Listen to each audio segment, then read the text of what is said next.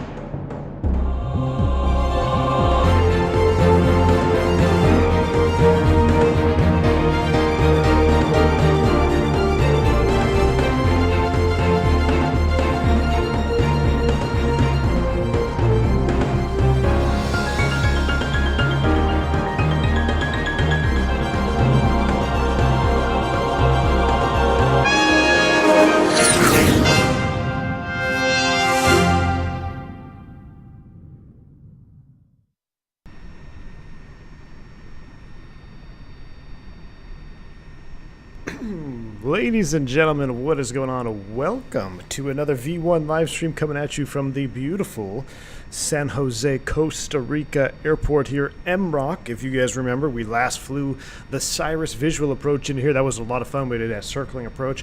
And then, you know what, I decided let's just go ahead and stick with this Avianca Colombia theme, continue going down south and head down to Colombia. I've been wanting to do some Microsoft Flight Simulator flying in South America because it is a beautiful country to fly into. There's some very challenging airports, some very challenging approaches.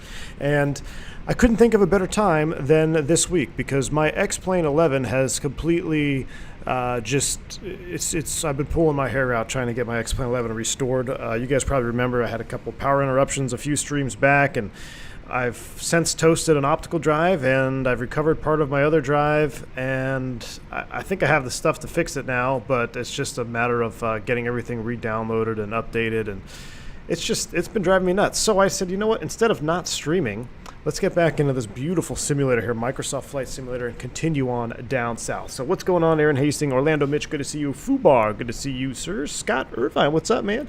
This, what's my go-to Airbus? Tolis is the best. I think so, especially for the 321 Neo, absolutely.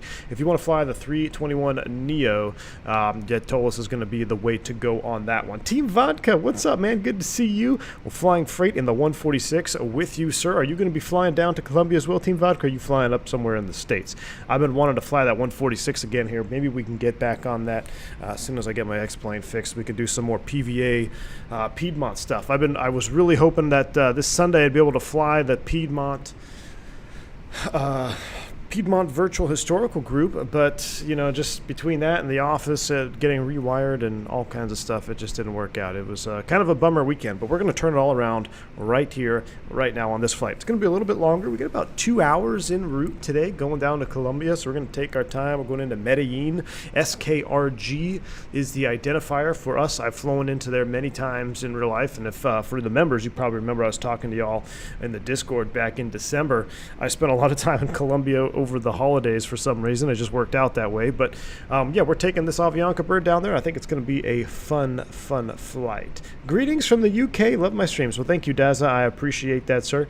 I'm going to try. I can't find my checklist. I forgot how to fly it. Yeah, I know, man. It's been a while since I flew the 146 as well. So, all right, let's go ahead and get to this. There's somebody else next to. Thank you, man. I saw your comment up top there. I was scrolling back. I appreciate that. I'm glad you're enjoying the streams. I'm glad you're finding them professional and informative, sir. So, without further ado, let's hop into the FlyByWire A320 at 2 p.m. on February 22nd, 2022. Pretty sweet.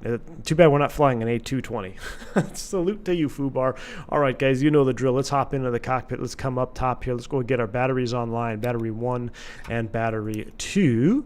Hopefully the sim sounds will be good enough. I was messing with all my audio again. All right, 1 and 2 are on a line. Ground power. We'll go ahead and turn that on. As the airport lane comes to life here, let's brighten up our screens. Let's get this all nice and bright. We are flying the latest experimental version of the FlyByWire A320. Real time, real weather. So there is no time adjustments on this flight. This is just as it is right now in real life. Medellin can be a challenging approach depending on what the weather's doing down there. We got plenty of time to talk about that. We'll review some airport procedures and all that good stuff. Right now, let's focus on getting the airplane fired up here. It looks like they're loading bags still. We got the catering truck hooked up. We got a Frontier down there, looking good. Man, I'm loving this the sim again. Starting to love it again. Jeremy, what's up? Sorry I missed the last stream, but how was your smoked cream cheese? Oh, Jeremy, it was absolutely fantastic, man. I was posting in the Discord channel all day there during Super Bowl Sunday. I hope you had a good Sunday as well, Jeremy. Thank you for joining the stream. What's up, man? Got a chance to fly along Avianca 995. Andre, that's awesome, man. Thank you for the 24-month, 2-year celebration, sir. Awesome stuff, man. Thank you for your continued support. I'll be looking forward to hearing you on the flight here as Avianca 995. I'm going to go ahead and turn down Microsoft Flight Sim just a little bit. Those fans seem louder than before. All right, enough nonsense. Let's go up here. Crew supply can come on, ground control on, CVR test. There it is. Why does the blower fan sound louder than before? Jeremy Harvey, does the blower fan sound louder to you than it did before? It sounds louder to me. We'll go auto arm. That comes up here. Fuel pumps will stay off. Field elevation is going to be important today. We're going to talk about field elevation and the effects of density altitude on this stream quite a bit. We're going to be landing at about 8,000 feet, if memory serves me right, down there in Medellin. So we're going to be talking about field elevation, and that should be a nav, and that should be an auto. We're going to talk about that when we get in cruise as well. So stick around if you want to hear about that. Let's go ahead and get the fire test on. Very good on 1. Number 2, here it comes. We know the APU works. We'll go ahead and leave that off for now. I don't want to open the guard. All right, coming up the right-hand side, we're lights out all the way around. This should be out and off. Perfect. Cool. Overhead is complete. We'll come on down to the center pedestal. Let's just go ahead and jump down right here. Let's go ahead and get the initialization done. We'll go FMGC. Look at this. I got a current nav database. Thanks for helping me out there in the Discord, guys. Appreciate it. Here we go. ATSU. We're going to just pull up an initialization right now, and then we're going to get the boarding process started. So, initialization, and let's go ahead and do the data request. MROC-SKRG, Avianca 357. That is me. Perfect. Init request. We're going to pull the flight plan. Beautiful. ATSU, let's get the weight and balance. We got the doors attached, doors open. Let's go ahead. Yes, we're good to start boarding whenever you are. Let's go ahead and pull it from the OFP. Looks like we're taking 115 packs down to Colombia today. We'll go ahead and start the boarding process. Now that is done. Let's go ahead and kind of continue with what we're really supposed to do here. We're going to check the lower ECAM. We're going to check the engine oil quantity. That looks good. We'll check hydraulics. There's all green, looking good. Pressurization is in auto. And then I'm going to check the condition. door page, and our oxygen. Cool. We'll go ahead and turn that off. Everything else is good. We're going to clear this out. We'll squawk 2000 for Vatsim. We'll leave it off for now. Everything else looks good down here. Both radios are on. Perfect. I like to put VOR up and VOR up on 1 and 2. We'll get the constraint mode. And last but not least, let's pull our weather. The blower seems to be drowning everything out. I agree. Could it be because of the high temp outside? You have a setting in Microsoft Audio setting to simulate headset. It lowers the sounds. Let me take a look at that right now. Let's take a look at the sound settings. I do think they have been tweaked here. Audio. Wind interior, engine interior, exterior master, PTU. I don't think it's wind. I think it's simulating like the blower fans because of high skin temperature. Let's go ahead and test my theory. Oh, this may not work. Oh, it does work. Alright.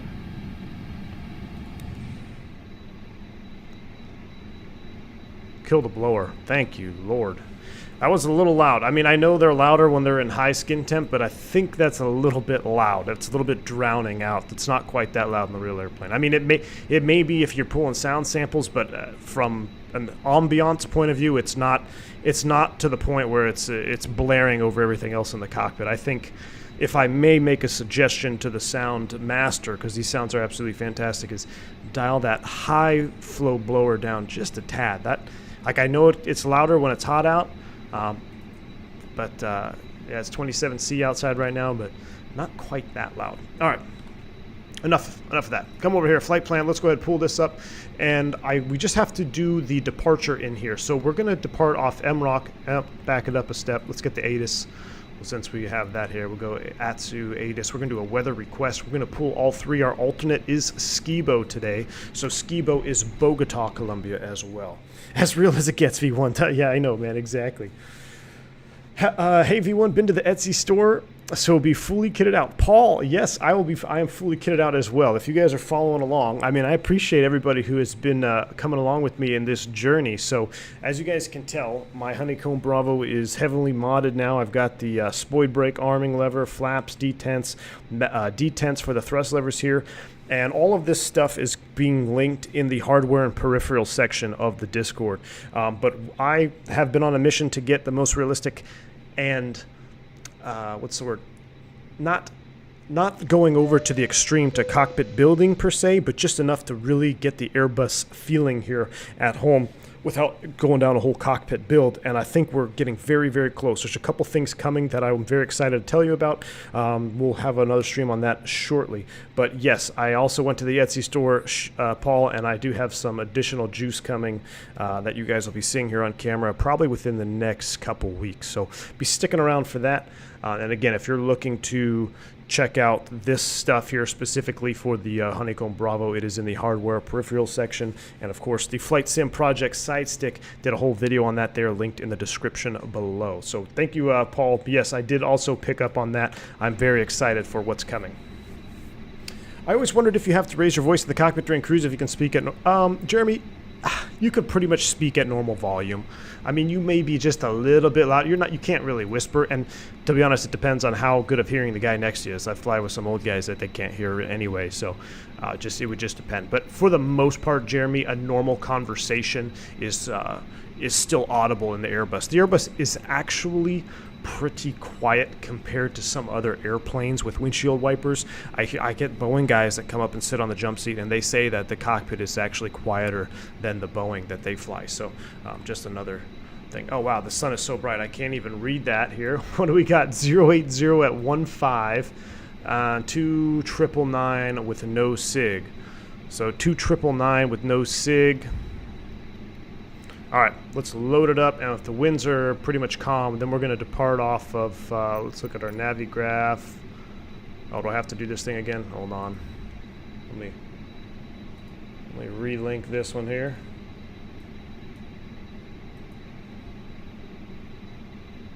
There we go. Let me pull my flight. Sim brief, MROC, loading route.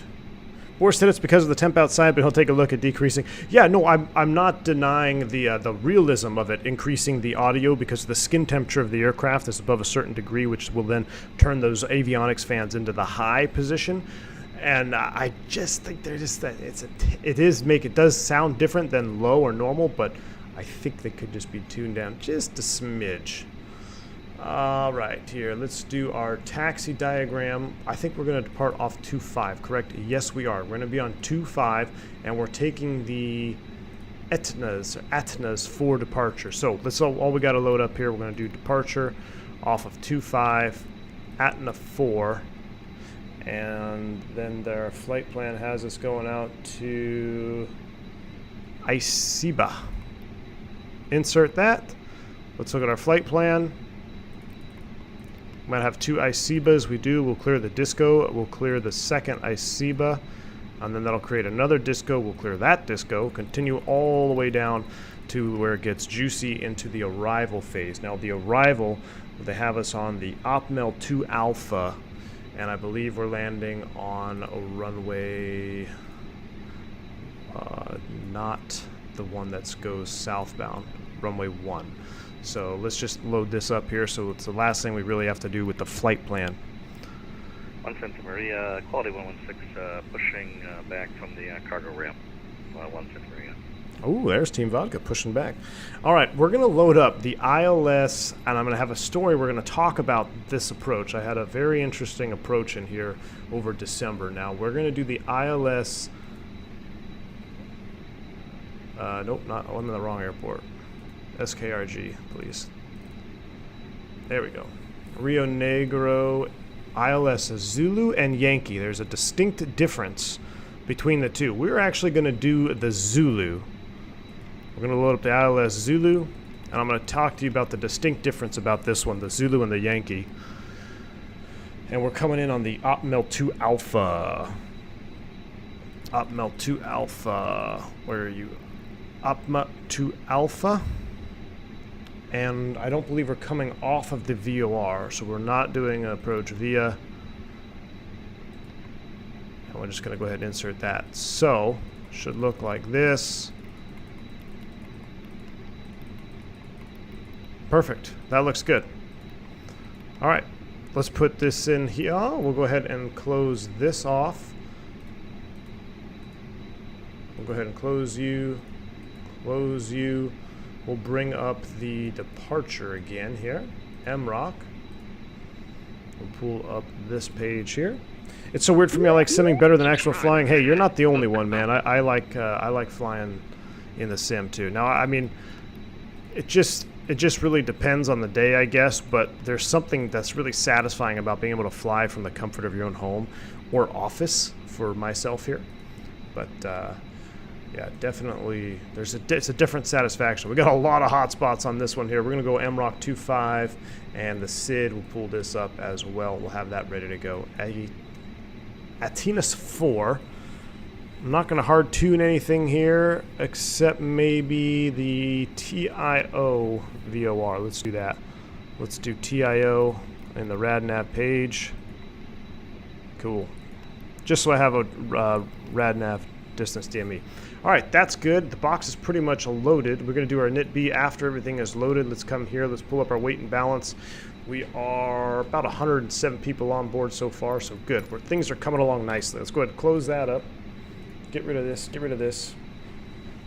How do I get more FPS and less stutters in Microsoft Flight Sim? Try to turn your sim settings down a little bit. I posted my settings in the Discord if you're interested in checking them out. So last thing we need to do is call the fuel truck and get some fuel. I should have done that earlier. Let's go to fuel here. I'm learning my way around this airplane here much more. Oh, no. Oh, I didn't mean to do that. What did I do? Where's my... This is what I want. We need on board, total is, let's see, 15.7. We're going to do real time. I'm going to give me 15.9. Cool. Waiting on fuel. He's refueling. Everything is good. Captain Geo, hello, sir. Welcome on board, man. Welcome. Jeremy says, I think you can use your headset and mics and sending your voice through your headset.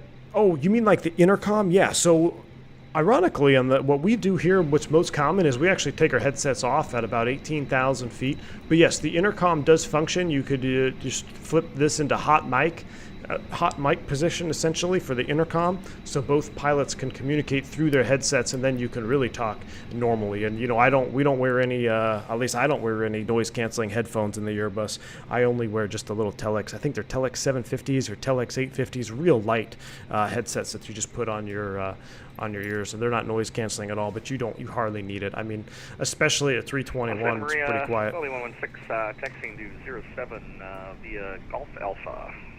1 Santa Maria. Where's he at? He's not at this airport. We don't have a runway 7 here.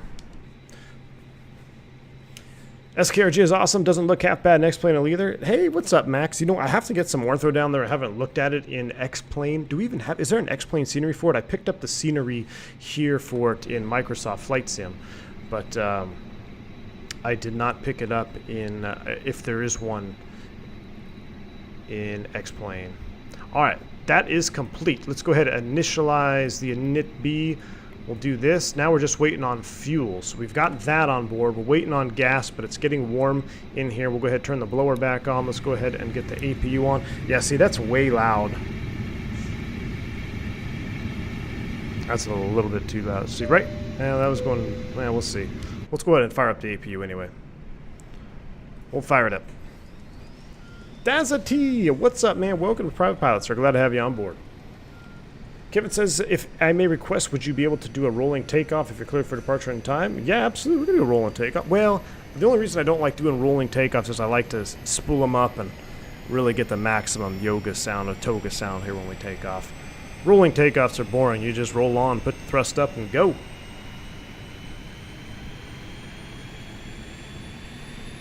How often do I fly in real life? Depends, man. Depends on the month. Anywhere between 60 to 90 hours, just depending on how much I want to fly or not. Still love the APU spool up sound. That's good. Let's go ahead and start the timer here for the bleed. Give ourselves about 3 minutes. Almost done fueling. Got about 2,000 pounds to go. So we're standing by on this. He's probably over on that perf page like that. Our altimeters are set to 999, which is 1015, is set once and twice. We don't have any ATC on, so we're going to go ahead and just load our cruise altitude. I think we're 35. Let me double check. Off 25. I don't know why that says 190. We are not going to cruise over there at flight level 190, but we're going to do it at 35. 350 is set.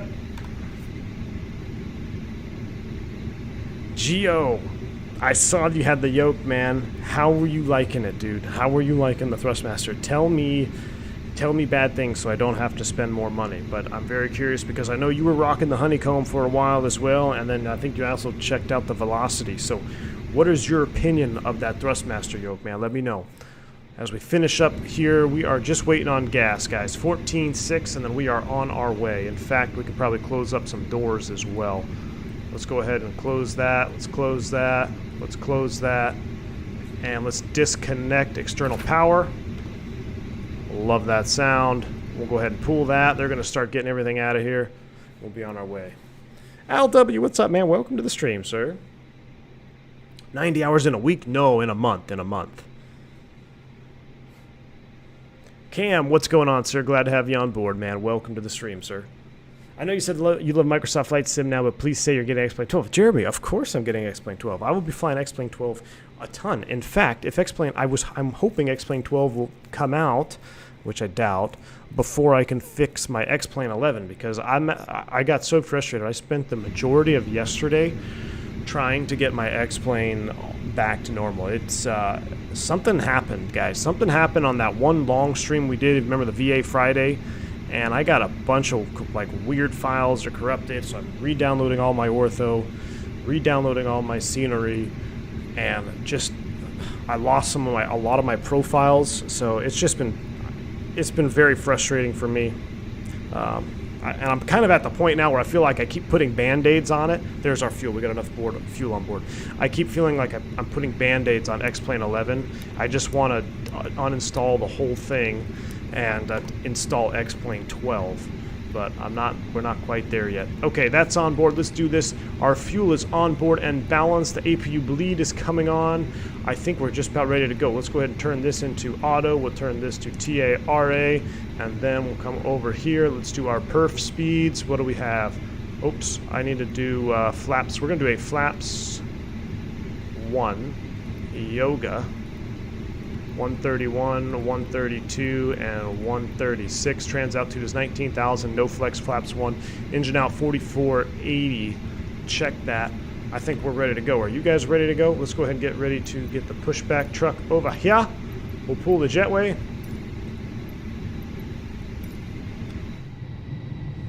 Oh yeah, listen to the sounds now. We got the fuel pumps on. Love it. Santa Maria, quality 116 lining up on runway 7. Somebody lining up on 7, but I never saw him. Oh, there he is. He's way down there. Little teeny tiny BE-146. Alright, all our doors are closed. Beacon on. Doors and windows are closed and locked. Let's get out of here. Santa Maria, Avianca 357. I'm going to be pushing off the gate here, taxiing runway 25. MROC. Alright. Let's go ahead and push back. Cockpit to ground. This is ground. Stand by. All right, we're going to commence our completely non-standard, interesting communication here with this pushback add-on, but it's better than nothing. Have they modded? Centimeter traffic, Avianca 995, pushing back. Have they modeled the dual cooling? Cam, the dual cooling is only available on the Pratt & Whitney, so it's not on the LEAP aircraft. Another reason why Pratt & Whitney motors are superior to the LEAP Neos. But that's just my opinion, obviously. But no, it's accurate, Cam, that they do not have dual cooling. Okay, sir. The bypass pin is installed. All doors and hatches closed, and all ground equipment is removed. The parking brakes are set. You may lift. Parking brake set. Lifting the aircraft. Where's that 146? Did he already take off? Must have missed him. Standing by for pushback. Santa Maria, quality 116, departing 07 to the east.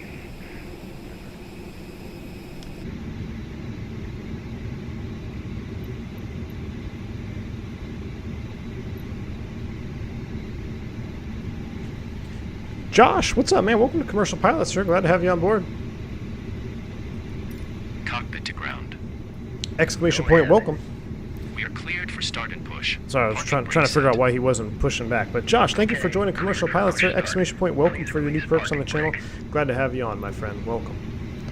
Brakes released. We're clear to push. Parking brakes are released. Commencing pushback. You can start the engines in sequence. There goes that little You will start in 146. sequence. Looks like he's in a citation. We're out of here, guys. Parking brakes are set. Do you even lift? Oh, we don't want to push into this guy. We're going to go ahead and put it out. There goes that 146 in a citation. All right, we are getting out of here. This is a good pushback speed right here. This is pretty realistic. I love this. I'm starting to love this sim more, guys. Really starting to love it more. I just flew the 321 yesterday on engine startup. The whole cabin shakes. Is that normal? Are you talking about on X-Plane? Or in real life? Not really normal for the whole cabin to shake. You might have some plug-in. What is that plug-in? XP Realistic.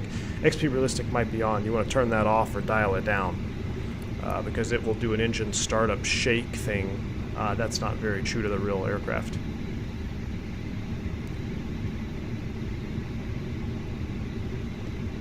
We didn't clip. We're good, Max. I don't know why he's showing up as a different airplane than Avianca, but it's all good.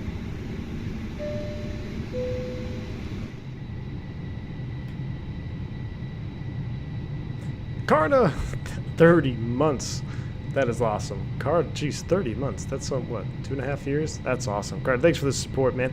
Sorry to hear about your X-Plane. Hope you get it back. I'm sure I will get it back, Card. I will. I know, but it's just a pain. We've all been there as simmers. Okay, pushback completed. Please set your parking brake. Oh, we just pushed back facing the wrong direction. Brake set. Parking brake set. Lowering aircraft. Oh, why did I push back this direction? I want to go off 2-5. He's got a back You taxi. may disconnect. Okay, sir. Clear to disconnect. Pin has been removed. See you at the side. Have a good flight. Looks like we'll have to back taxi. I just pushed this direction because he was this direction. Alright, doesn't worry. Don't worry. No worries. No harm, no foul. Let's go ahead and start engine number 1. I'm going to be quiet. You guys enjoy best startup sims. Should have the seatbelt sign on too. That would have been helpful, right? Let's go ahead and start engine 1. Enjoy the sounds.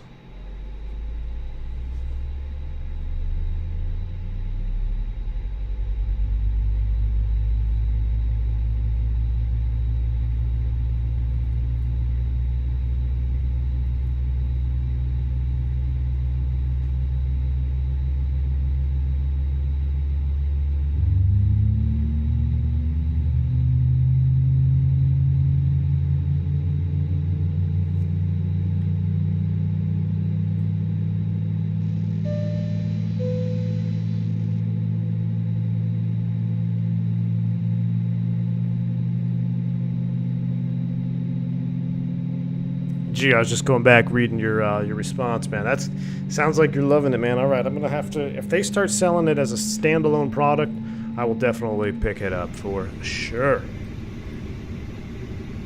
All right, we got a good start on engine 1. Best startup sounds in any flight sim. Let's go ahead and crank number 2. Now this one will be slightly different because we're going to be in a different view here. So listen to the slightly different sounds of the startup.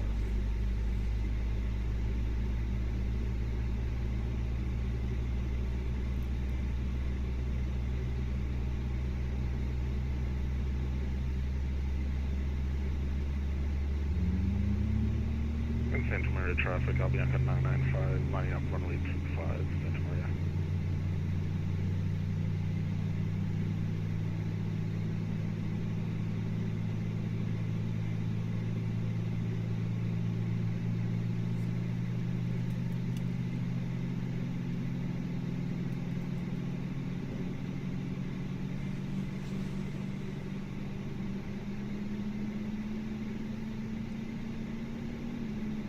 See how much different it sounded from up here in front of the engine? Much quieter. You're not right next to the combustion part. All those numbers go all the way back. Love it. All right, we got 2 good starts. We got to get out of here. Let's go here, normal, and check this out. We are going to go speed brakes arm, flaps config 1+F. We're going to go ahead and turn off the Santa Maria traffic, Avianca 995, APU. runway 25, Santa Maria. Alright, what are the winds? What's going on here?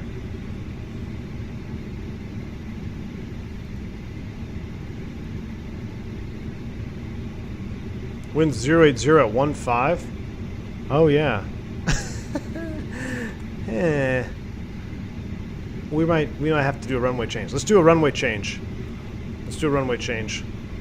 Flight plan, MROC, departure, 07. Etna 4, Isiba, insert, and watch it crash the whole sim, and then I'll rage quit. Alright, hey, look at that. I think it worked. Should give us, yep, we have to do new V-speeds.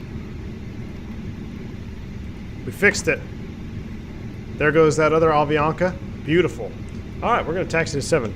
Santa Maria traffic, Avianca 357, good taxi runway 07, Santa Maria. But now my flight plan does not show a runway 7 departure. Oh boy, this is not good.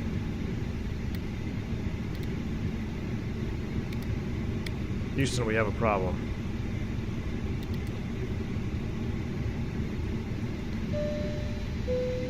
Oh, there it is. It's a turn.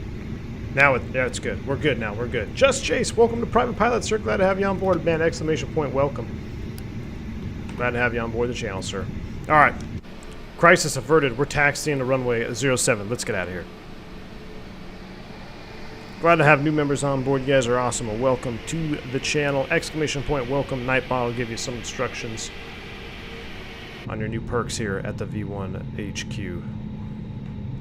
Is there honeycomb throttle flap detents for the Boeing, or is that just Airbus? I believe they have them for Boeing as well. Actually, I know they have them for Boeing, but I've been on the search for Airbus. So if you check out our Discord in the hardware peripheral section, it will have all of the information for you. Guys have been posting it on about Etsy. Most of the little flap stuff that you guys are seeing right here, all this stuff basically comes from 3D printers off of Etsy, and this, of course, is the Flight Sim Projects side stick setup.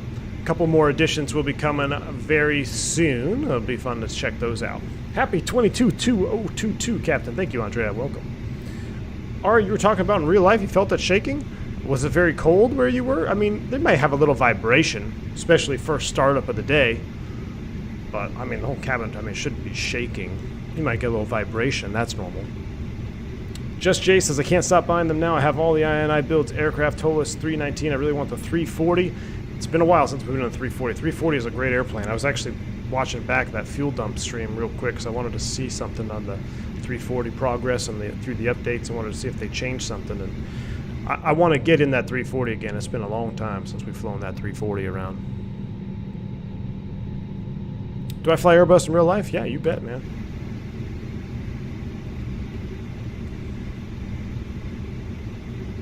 What's a Boeing?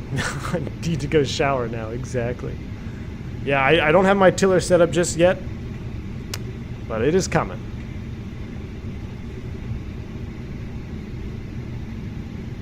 So we're going to taxi. Let's take a quick look at this departure while we're taxiing down here. I'm going to go off of 7, basically maintain runway heading with a maximum climb gradient at 4.0 from TIO. We have that hard tuned on RadNav. 5500, and then climbing right turn to the TIO VOR. Basically climbing right turn back around and then out to our waypoints, and then we're going out to Isiba over here. So looks pretty good. City requires minimum climb gradient of 400 feet per nautical mile. That's pretty good. But we're going to be just fine. These guys here, material continue. Perfect. All right, pretty self-explanatory. Climb out. Avoid the mountains, right turn. We'll come over here, we'll hold short, and then we'll do our pre-takeoff checks, and we'll blast out of here. Been 34 minutes on the ground. Pretty good, pretty good. A little bit behind.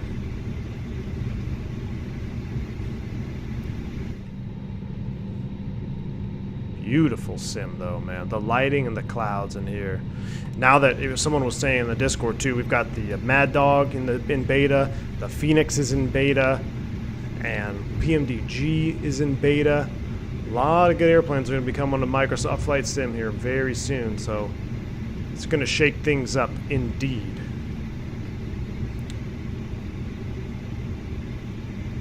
Did you say tiller? On another note, is that site's kind of heavy to move in real life? Yeah, Cam, it's exactly. That's why I went with this setup, is I was trying to find a setup that is as close to the real thing as I can find. And this setup here, remember, you have to see how my armrest is parallel to the base of the stick.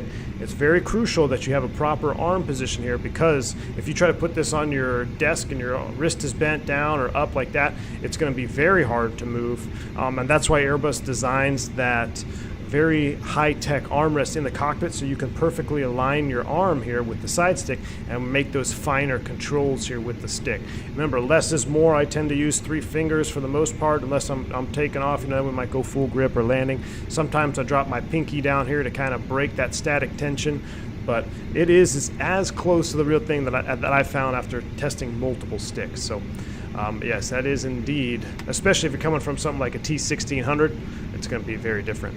All right, Santa Maria traffic, Avianca 357. We're going to be departing runway 07. All right, let's go ahead and do our flight control check. Full up, full down, neutral, full left, full right, neutral, rudder, full left, full right, neutral. Check it out on the wing view. Love it.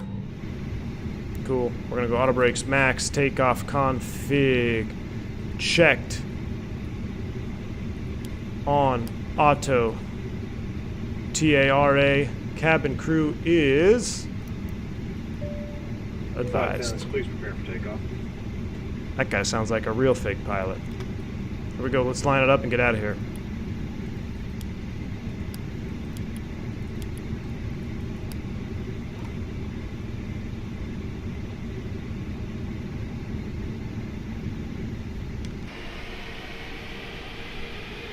If only we had the camera system that X-Plane has, would make this a million times better.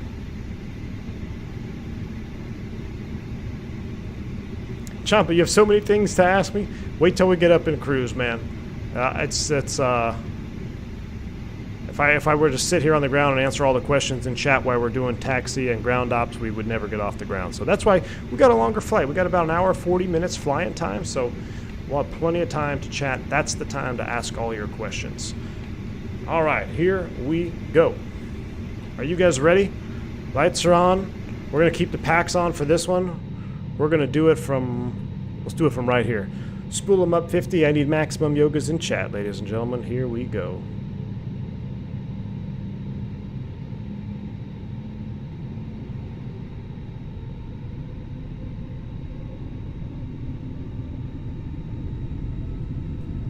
Stable. Yoga. Oh, yeah. Toga, SRS runway, auto thrust is blue. Thrust set. 100 knots, check.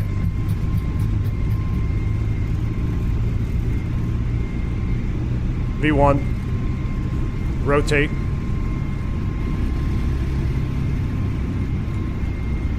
Positive rate.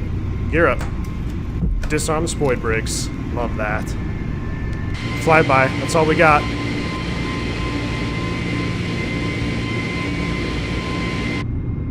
Oh, baby. That is awesome. I love being able to pop that speed brake lever down. That is, I don't know, that just adds a little bit. It just adds a tiny, it's a tiny detail, but it adds a lot of immersion for me popping that spoid brake down. God, I love it. We're going to be in a right turn here. We're going to get some, I'm going to need some bank angle checks in this turn here. As soon as we get this turn going, we're going to crank it over. I need maximum bank angle checks as well. There's acceleration altitude. There's our positive trend in airspeed. Let's go ahead and walk it back.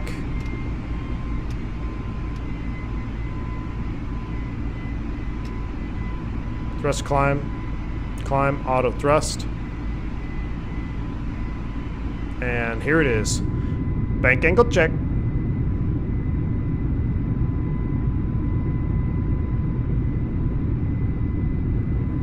This sim is unbelievable in its beauty. Every time I fly it, I say the same thing. But are you kidding me, guys? Look at that. Are you?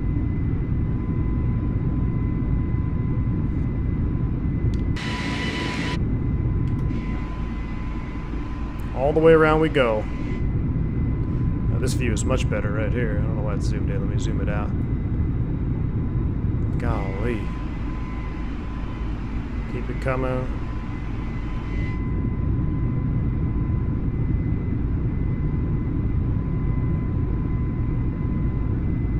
Numa on YouTube, if you're curious about the stick, I have a video that talks about every aspect of the side stick in detail on my channel. So just check that out. Should answer all of your questions. And the link is in the description if you want to check it out yourself. Alright, we're approaching S speed. Keep kind of nudging that down there. No sense in going super fast around that turn and killing your turn radius. Alright, there's S speed. Let's go ahead and lift it up. Flap 0. I'm guessing that we're rolling out the bank right now. Should be close enough.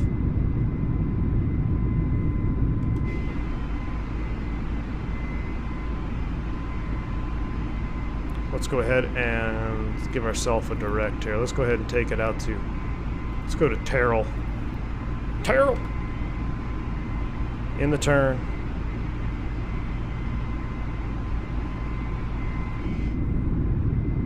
What a beautiful departure. Do I do full power in real life? Only when it calls for it. That's why I do maximum yogas on the flight sim, because you're not paying for maintenance, you're not paying for fuel, and no one has an accurate flex calculator anyway, and what's the point of not using full power in the sim? I mean, everyone wants full power, right? All right, we're at 10,000 feet. We're just going to keep on hand flying it. Let's go ahead and kill some lights here.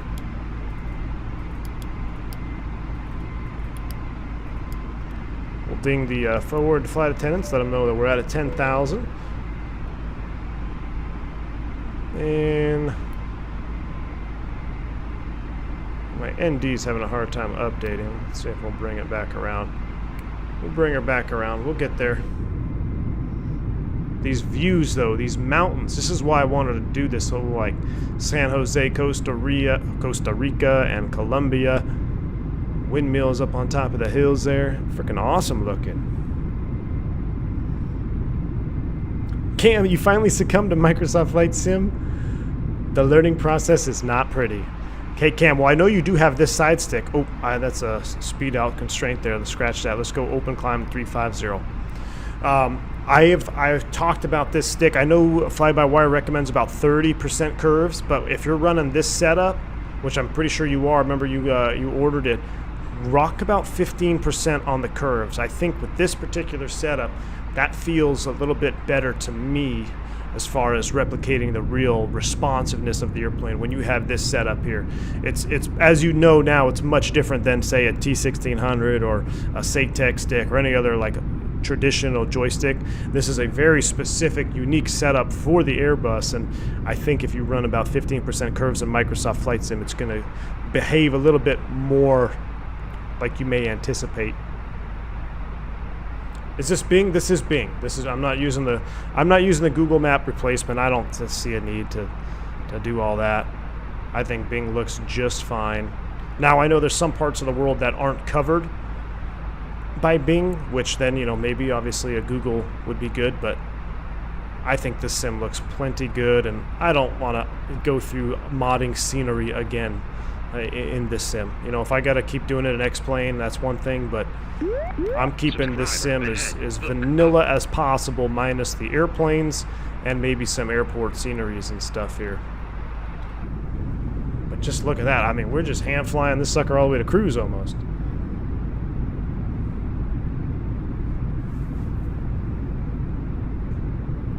It adds so much immersion when the feeling of moving your physical controls matches the sound of moving controls. Jeremy, absolutely.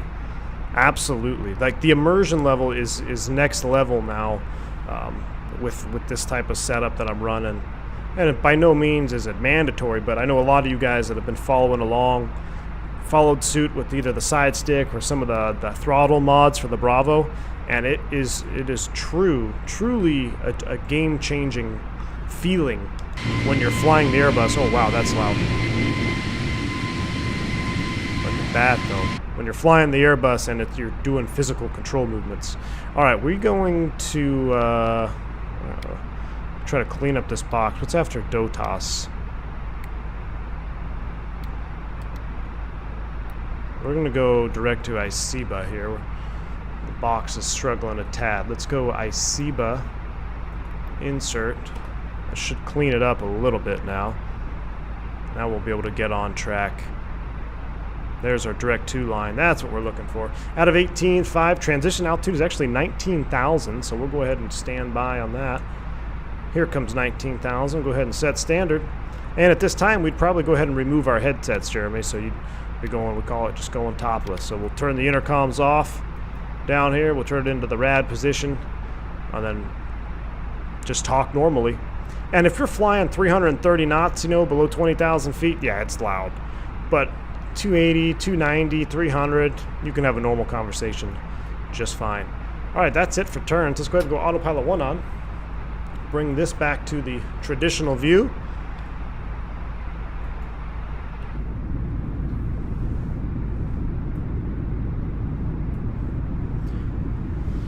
BEA Youthful. Cam says, I flew my first flight with that side stick from Gatwick to Copenhagen in the 319. I loved it to no end. Cam, that's awesome, man. I'm glad to hear that. I'm glad you're enjoying it. Yeah, it's it's very different.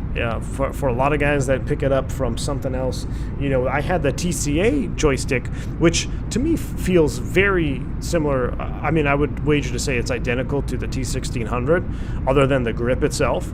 So if you have the T1600 or the TCA, the amount of spring tension feeling is pretty much the same.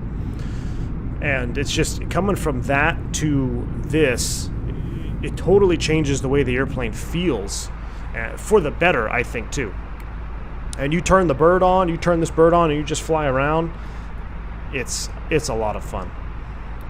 All right, let's do some cruise things here. We got the seatbelt sign off, a little bit of light shop. I'm going to change our cost index, though. Let's bump up our numbers a little bit here. Let's just do 99. Let's see what this gives us. 7.8 the climb out. I'm going to go ahead and do a manual speed climb here of 300. Do 300 on the speed. We'll keep the seatbelt sign on. Everything else is good. We'll enjoy some views here. And then we'll go outside. We'll turn the sim down a little bit. And then we'll go outside, turn on some tunes as well. Andre says the side stick has me landing the flight factor with precision. I can't really explain it. Just the ergonomics is amazing. Andre, awesome to hear it, dude. But yeah, it definitely helps with getting the landings down, I think. I feel like I've been landing on centerline a little bit better now that I have the proper side stick, although the rudders definitely need some work. But I'll get to the rudders when I get to them. I have 2 other things in the works right now, such as the thrust levers themselves, and then a tiller situation, which I think you guys are going to be pretty excited to see. So, because that's what's plaguing us right now, is we don't have a proper tiller to steer aircraft on the ground. And if you have the FSprojects side stick, you don't have twist grip anymore. You have to give that up. So, Choppa, we don't go over that here, man. Not sure cost index does anything in fly-by-wire. Yeah, I saw that. I just bumped it up manually. Tom, what's up, man? Welcome aboard. Just got home tuning in. Glad to have you on board, dude. How often do I use flaps 3 landing? Pretty rare. You know, if the wind is significant, or there's a bunch of different scenarios that call for it. We've talked about it before, but the biggest thing that comes to mind is a wind shear. You know, if you're going to be landing at an airport that has wind shear reported, going in flaps 3 is going to be very beneficial, because you're going to have, number one, if you have to go around, you have less drag hanging off the aircraft, you have better performance. Number 2, coming in, you're going to be coming in a little bit faster, so those shears and those gusts aren't going to have as much of a dramatic effect on the airplane. Now, your landing rollout's going to be a little bit longer, your speed over the threshold is going to be a little bit faster, so you can anticipate a little bit more brake energy and some higher brake temps, but that's an easy trade-off, you know, when you're actually concerned about something such as wind shear. So I know the old standard operating procedure for U.S. Airways used to be flaps 3 all the time on the 321, but I don't think that's standard pretty much anywhere else anymore now. You're in for the tiller, Scott. Yeah, Scott. I'm not going to say much now. I'm waiting till it arrives, but I will do my due process.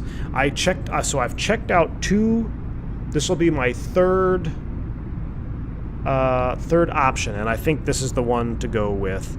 I've tried out 2 other options for tiller steering on the ground, tiller aircraft, and to me it just isn't, it's not worth it, so I'm going down a little bit of a rabbit hole on this third option, but I think you guys are going to enjoy it. So be looking forward to that. I'll be doing that. I think I do have my delivery expected. I think it's supposed to be here on the 3rd, so next week it shall arrive, and I just so happen to be off. Let me check my March schedule here. I just so happen to be off on the 3rd, so we're gonna have to check that out. Maybe we'll do a live review. We'll see. Pretty nice up here at 290, waiting for you to overtake me. Team Vodka, what's your speed up there in that 146? You're at 29. Thank you for the subscribe. Appreciate it, Vinci. Or, Vincey. Thank you for the subscribe, man. Welcome on board, sir. We'll go ahead and let's go ahead and speed it up a little bit more. We're doing fine. How's our gas looking? Let's go flight plan page. I don't know why it doesn't have a fuel. Did we miss something? Oh, you know what? Did we never put the fuel on board? We never put fuel on board in the initialization. That's not good. That's not good. Right now our fuel on board is 13.4. Uh-oh. That's not good. Oh well. We'll have to see what happens. We're about to transition about 28. I'm going to go ahead and select Speed Mach here. We'll do a 7.9er climb out. We went gas free. No, we got the proper amount of gas on. Look at the mountains out there. All right, I'm going to turn the sim way down. Fake pilot, exactly. What do you think? Do you think X-Plane has better physics than Microsoft? So that is a tough one to answer, but yes, I do think that the physics that we see from developers in X-Plane are superior to the physics that we have seen thus far in Microsoft Flight Sim. Now, we don't really have any like high fidelity payware add-ons yet. Now the fly-by-wire has come a long way. It flies much better, flies much more realistic. There is still some tweaking I'd like to see done, and it's a continuously evolving project. So it's getting much better. It's really the only airplane I will fly in Microsoft Flight Sim at this point because it's good enough to the point where I'm content. I feel satisfied as long as I don't do anything crazy with it, trying to do weird maneuvers and stuff. It flies pretty darn good in my opinion. But once we start seeing some of these, these third-party add-ons that come in, bringing external programs that run their flight model and then it's injected in the sim, or however it may be done, like the Phoenix or however PMDG is going to do it. I know traditionally PMDG, their airplanes pretty much ran outside of the sim, and then that's how they got all the high-tech stuff. So when those start dropping on Microsoft Flight Sim, then we're going to have to revisit the aerodynamics of it. But as of now, what we see in X-Plane, from what the developers have been able to do, it's very hard, to compete with that. Unless I think it even flies better than a P3D. You look at the TOLUS airplane, and when I did the flight factor versus TOLUS, the round 2, and I took those airplanes head to head in some serious, abnormal situations, testing the flight models and characteristics. It's actually very impressive to see what has been achieved on a desktop simulator for an airplane that's, I don't even know what is it, between the $60 to $100 price point. So it's very impressive to see that. Now, I'm very anxious to see what will happen here in Microsoft Flight Sim. Only time will tell. It's still a very, very young simulator. The fuel page also doesn't really work right now. Okay, good, Garudin. Mach 6.7, you got props on that thing, Team Vodka? Jeez. That's one clean looking window. Yeah, there's no COVID on that last window right there. This one's got a little COVID on it right here. I keep thinking this is my monitor. This is all part of the window. There's little COVID particles up there. Austin Meyer did say he's working with a company named Beta that is a startup working on electric aircraft. Very interesting. Remember, you can pop out the PFD. Yes, you can pop out. Well, in X-Plane, I can, right? In Microsoft, I pop it out, but then it doesn't capture it in the Streamlabs. I'd have to set up a new window for it. What they found is a flight dynamics model of X-Plane is very close to their CFD results, computational fluid dynamics. Very interesting, Harry. So you bring up Austin Meyer, and I think that it's important to remember that, if you watch 2 minutes of him on YouTube, and he's got his own airplane. He's got a very, very expensive, very fast airplane. Beautiful airplane that he has personally. But if you watch him, you see his passion for three things. You see his passion for aviation in general, really, real life and aviation, just flying in general. He obviously has the bug. You can see his passion about that. If you watch some of his more technical videos, you see his passion for math and mathematical computations and his obsession with creating solutions mathematically through a sim. That's a very good trait to have. And then thirdly, his passion for a simulator, which is X-Plane. So you combine those three passions together, and his level of excitement when I just watch his videos, listen to him talk, it's like, okay, this is the guy that I want creating my sim for me, because he obviously has all of the key components that it's going to take to make a great sim. So I'm very much looking forward to X-Plane 12. Again, we'll have to see what happens. Have I ever had to divert? Oh yeah, many times, Rocco, many times.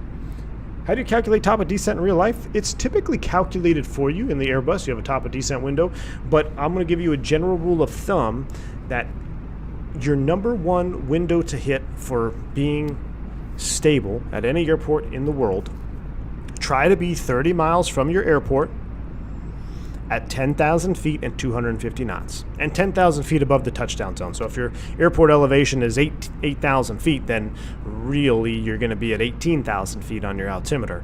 But if you can be 30 miles away from the airport at 10,000 feet and 250 knots, that is what you're looking for, and then just work backwards from there. Ever hit a bird? Oh yeah. A new computational fluid dynamics flight model is being rolled out to Microsoft Flight Sim. They're validating it against real flight tests, which is pretty sweet. That's very cool, Aaron. So, you know, competition is good for the consumer, guys. So having these two sims battling it out, and I wouldn't much say they're battling it out, but, you know, without Microsoft Flight Sim coming out, I don't think we would see the progress we've seen with X-Plane 12 so rapidly. So competition is good for the consumer, guys. All right, I did load up some music here, but what I want to do here, let's enjoy some outside views for a little bit. So I'm going to turn the sim way down to, like, I don't know, what about like 5? Or like 1. Let's go outside. That might be too loud still. I did, however, I just want to see what our little playlist came up. I try to look up some like modern Latin music. Let's see what it comes up with here on the Epidemic Sound Studios. Let me know if it's too loud or not. I think I can adjust the sim sound here. Oh, we're leveling off at 350. It seems to be a smooth ride. Let's go ahead and turn the seatbelt sign off while we're in here. Seatbelt sign can come off. You're now free to move about the cabin. Let's come over here to the settings, audio, engine, interior, exterior master. Let's go ahead and give it like a -20 just to see. Oh yeah, much better. Oh, look at that, ladies and gentlemen. Zoom it out a little bit. Right there, the mountains of, I think we're over Panama right now. Let me know if this sounds all right. You can see the Pacific and the Atlantic. Yeah, so Pacific on that side, right? And the Atlantic on this side.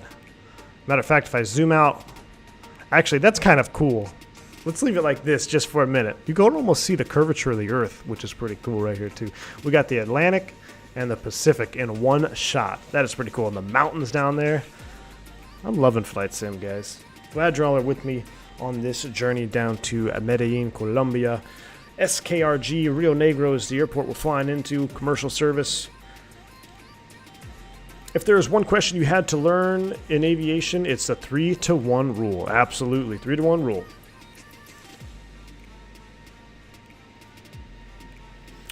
How did you save up the $80K for flight school? It wasn't quite that much for me at the time, but it was very expensive. And you know what? I took out loans, and I didn't pay those loans off until I was well into my commercial aviation career. So it is definitely a very steep financial commitment.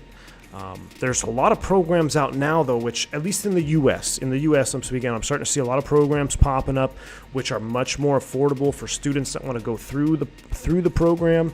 You like the United Aviate program, where you go through training and you go right into flying at United. None of that stuff existed at the time when I was going through the ranks. So to have that now is, there's definitely a lot of pluses to it. There's also some negatives to it down the line, which we can get into, but as far as the average person wanting to get into flying, that is going to be a huge door. That's going to be a huge opportunity to open doors for people that may have not been able to have those doors opened previously.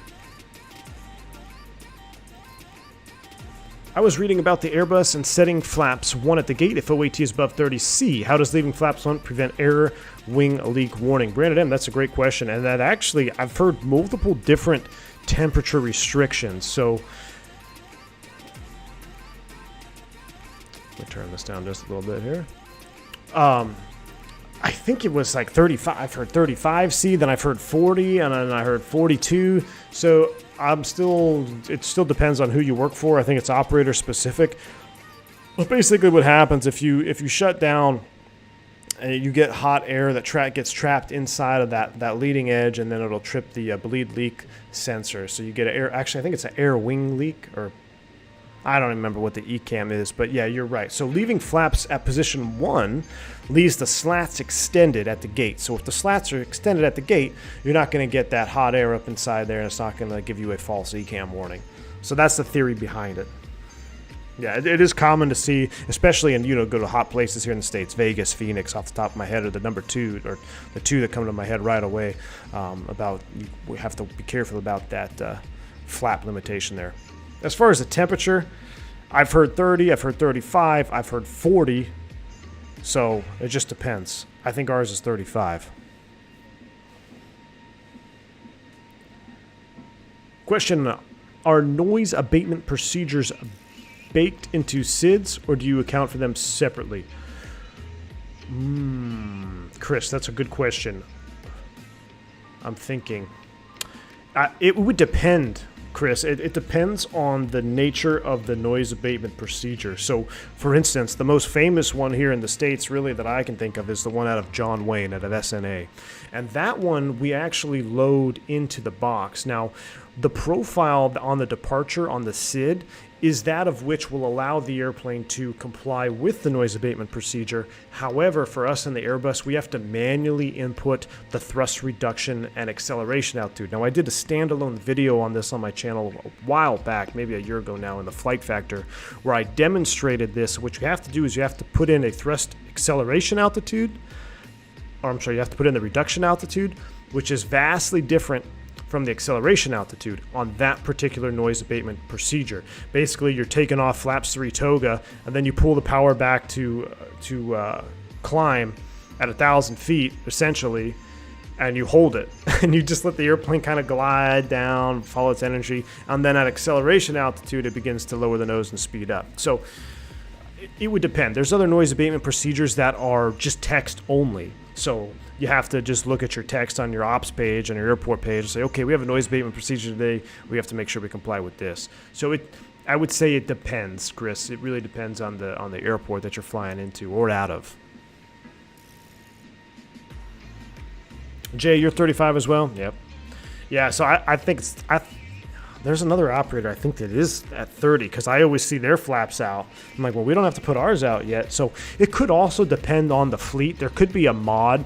Airbuses are so diverse from operator to operator. Some come with different options that other operators don't have that may eliminate some of that stuff, or you may have a mixed fleet. So while it may not be on every aircraft to make it standard, they put the limitation out there in the company procedures to make sure everybody is doing it all the time, just to be on the safe side, even though it may not be necessary for that tail number you're flying in.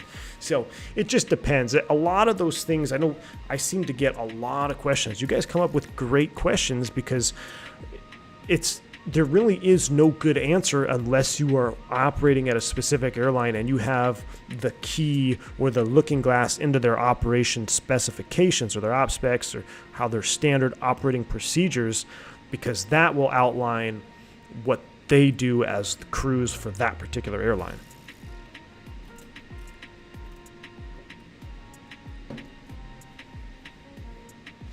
Makes a huge difference when the lead developer and creator of a simulator is a pilot in real life. Jeremy, I couldn't agree more, man. I couldn't agree more, my friend. I kind of like this little Latin music here. I need to get some... What is that? Man, in Miami... Well, I think in Colombia. Well, obviously in Colombia. But in Miami, there's a coffee shop. What is it called? They have one in Lauderdale, too. Zaza. It's like real Colombian coffee. Freaking awesome. If you're ever in Lauderdale, I know Miami has it too, but Lauderdale was the last time I was there, and I believe it is at the I think there's a couple of them throughout the airport, but they have a main one in one of those main terminals. And I know guys they go from all over the airport, go to Zaza, get their real Colombian coffee. But if you're ever in Lauderdale, Miami, make sure you stop by the Zaza Cuban Cafe. Awesome stuff. There's actually a couple. There's one in actually Orlando. Maybe it's Orlando. There's Orlando. They're all over South Florida.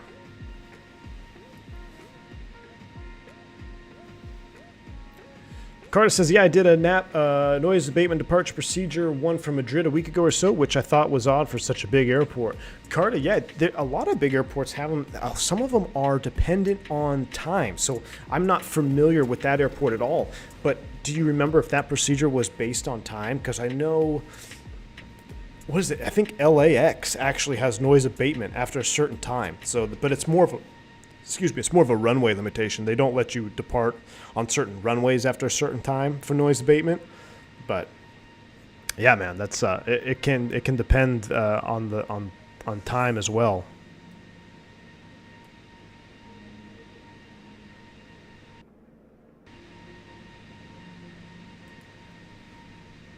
I don't know. What do you guys think? Do you want airplane noise or no airplane noise? I just feel like it's, I mean, a little bit of noise. What if I make it even like minus 45? And then I can change this audio. I just want that little bit of hum on there. God, the clouds in the sim are freaking juicy. This is straight juice. Sean, thank you for the super chat there, sir. Where to find approach speed? SPD? Is it in the flight plan? So approach speed, Sean, is going to be on your perf page in the Airbus. You're going to see your VAP and your VREF. VAP is your approach speed. VREF is the speed of which you ideally should be touching down wheels on the ground. So in the Airbus, it's about a 5-knot difference. You have a VAP, or you have a VREF of, let's say, 130, and then you have a VAP of 135. You're in Fort Lauderdale right now? Nice, man. Well, whenever you're in Miami, if you want coffee at Versailles is on me. Alex, 5150. Absolutely, man. As a 320 pilot, which 320 is more realistic? Flight Factor or the 32NX and Microsoft? You know, well, I have to say the Flight Factor because that one has it's been out much longer, and it also has more systems modeled, definitely. You know, if you look into the heart and soul of the airplane. Now, fly-by-wire is fast to getting there, but at this point, I mean, the Flight Factor is still a payware, one of the most expensive payware airplanes I've ever seen, too. So, it would be more in-depth, I guess.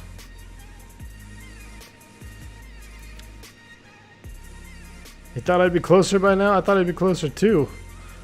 Trying to catch that 146 flying. Left work now, headed into class for some solo time on a 152. Awesome. Almost some PPL, long road ahead. Hey, keep up the hard work, man. You're going to get there. Enjoy it. Enjoy every hour because you're only a student once. You're only a student once, man. Laser Shark Gaming, what airline do I fly for in real life? I'm actually a 727 captain at Southwest Airlines. What was my path to the airline? Ironically, I actually wanted to start out... My path was to be a corporate pilot. I wanted to be a Part 91 corporate guy or 135 corporate guy. That was the original goal because I liked corporate jets. I liked the idea of a lot more... what's the word I'm looking for? Not the same stuff, a little bit more diversity in where you fly. You know, as an airline pilot, you do a lot of the same stuff. And it's very much spoon-fed. I mean, you have dispatchers, you have schedulers, you have maintenance guys, everybody working for you. So as a corporate guy, all that stuff is pretty much on you. Now, depending on where you go, if you're working for a 135 outfit where it's a little bit more run like an airline, that's one thing. But Part 91 is like the Old West cowboys where they say, here's the keys to the airplane, go get the job done. And I did that for a little while. I really enjoyed it. But honestly, what happened was at the point I was like, I wanted to, settle down in my personal life with my girlfriend and eventually get married and have a kids and a family. So the airline life began to become more appealing as I got a little bit older. But my path, basically I was an instructor. Then I worked as an instructor for Asiana Airlines. I got on with them. I was very fortunate to do that. I flew corporate on the side, so I flew corporate jets, and then I got into the freight world. I was flying turboprops around. I actually started in pistons, then I got into twin turboprops. get my turbine PIC time. And then after all that was said and done, so that was kind of the pivot point. So I was flying corporate on the side, but to get better jobs and to get better, I guess, better compensation for myself personally, I had to look better on a resume, right? So to do that, I had to qualify for some certain level of insurance programs and things along those lines. And what they look for is PIC or captain time in turbine aircraft. Now, this was years ago, so I don't know if it's the same today. But what I did is like, okay, well, I'm going to go get more time flying freight, because when I was flying Part 91 corporate jet stuff, we flew maybe 100 hours a year. So it was you were flying much, much less, but it was still a lot of fun. So that's why I was able to do it as an instructor too on the side. But yeah, I went to fly freight. I was like, I'm going to get my turbine PIC time flying turboprops around. And by the time I had all my time and stuff down, I was looking at going back to the corporate world. And then I was thinking, well, I got buddies in the airlines right now that are loving life. So let me try this airline thing out. So I applied at the first regional, got on with them, and then I said, oh yeah, this is really nice. I got spoiled, and that was it. Put my feet up, and now I'm flying Airbus in the left seat. So thank you for the super chat there, Plane Spotting. Appreciate it, man. Do you know if members of Microsoft Flight Simulator development team are pilots? I have no idea, Jeremy. I'm not sure. Blue Bear. I'm the chief pilot of Bourbon Airlines, exactly. You're going to do Discovery Flight soon, Andre? I know I was scrolling back in the chat there. I went on a tangent talking. Yeah, Andre, that's awesome, dude. That is. Make sure you post some pics on Discord when you go. That's the first step. Get your Discovery Flight in. I saw Blue Games. He posted a video. He did a Discovery Flight not too long ago, which is totally awesome. So I'm looking forward to following Blue Games' progress as well through the ranks. Subscriber ahead. Look up. But awesome. Flying the 707. Oh, Swarm, exactly. I was flying the 707 and DC-8. My bad. Christian Adrian Ionscu. I don't know why I feel like I have to say your whole name every time you join the chat. What's up, man? Sorry I'm late, but I'm watching soccer, not real football. Ah, what's up, man? Welcome on board. Glad to have you here, dude. Daniel says, hi, V1. Have you ever flown an airplane straight out of the factory and made one of those acceptance flights? How are they like? I was fortunate enough to do one delivery flight of an Embraer. Out of the Embraer factory, so that was really cool to experience that. I've not done an Airbus delivery flight. I think that would be even more cool. But just to give you an idea of the Neo aircraft and compared to the classics, so when we're taking deliveries of different Airbuses, they have a planned route. Now, there's a lot of them coming out of the States now for U.S. airlines, but when they were taking them from Europe, they had a route, and I think there was a planned fuel stop in Greenland or Iceland. I think it was in Iceland. I think they would stop. There was a planned fuel stop. Well, when they got the Neos, they omitted one whole fuel stop to get them all the way back to the delivery point. So that's the difference that Neo makes over the CEO. But never got to deliver an Airbus. Hopefully, maybe one day. We'll see.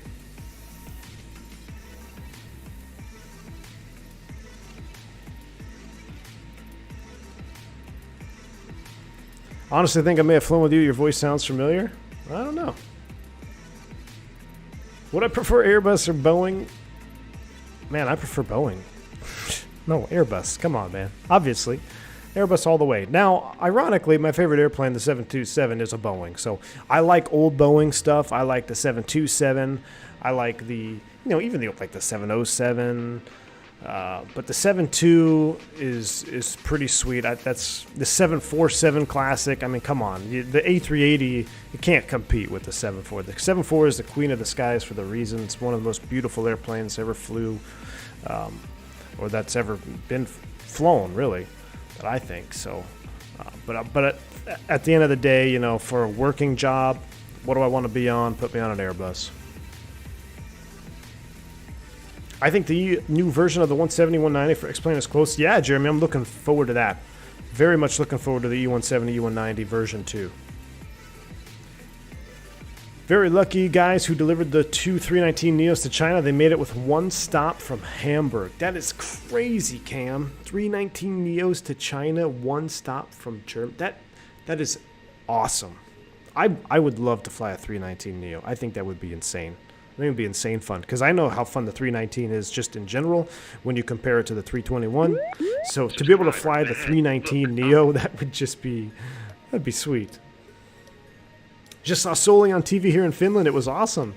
That's good, Peter Fish. You know, Soling was a pretty good movie. There was some Hollywood, but it was actually pretty well done. Okay, I can chat here now that I think I figured out how to land the 146. T-Vodka, make sure you turn your turp panel off. That's all I remember. Turn off the TRP, or whatever, the TPR, TRP. Wait, so do you fly the Classic to the Neos? Rocco, I fly both. So, and I'm lucky enough in my fleet that I work for, we fly both. I've never flown a 319 Neo, so. I don't think there's any U.S. deliveries. I think China's the only one that has the 319 Neos. Am I wrong on that, Cam? Maybe you know. I know Spirit's got some on order. I think there's a couple other orders for U.S. airlines, but I know there's no U.S. airlines flying them. At least I've never heard of it. Which Airbus is my favorite? Like, of all the Airbuses? I really think the 350 is a sweet-looking airplane. I mean, the 350, what it can do is cool. Now, if I had to fly one, though, if I had to pick any Airbus I could fly, I would pick the 340, because that 340, you got 4 engines.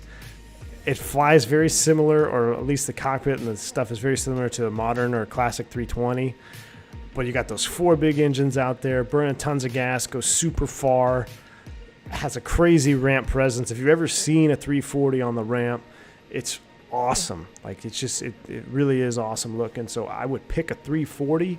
If I had to pick something that was realistically flying, probably a 350. Now, if I have to pick between the 320 family, give me a 319 for most days. Have I ever had a legit TCAS RA? Iron Man, I did have one in a citation that was pretty hairy. As far as airline stuff, I've had a couple, but nothing like super serious. But I've had to comply with TCAS RAs before, absolutely. Those were the first 2 319 Neos ever. Wow, Cam, that's awesome. Do you know if devs are going to produce the A220? I do not know. I thought there was one in the works for some sim. I can't remember which one, but let's hop inside here. What's going on here? We're level at 7.9. We got 11,000. Let's do 8.0 on the speed. Let's enjoy some engine views now, huh? Oh, yeah. I don't know. You guys like the back of the wing view? How many of you guys like this view? That's an interesting poll here. Let me get this.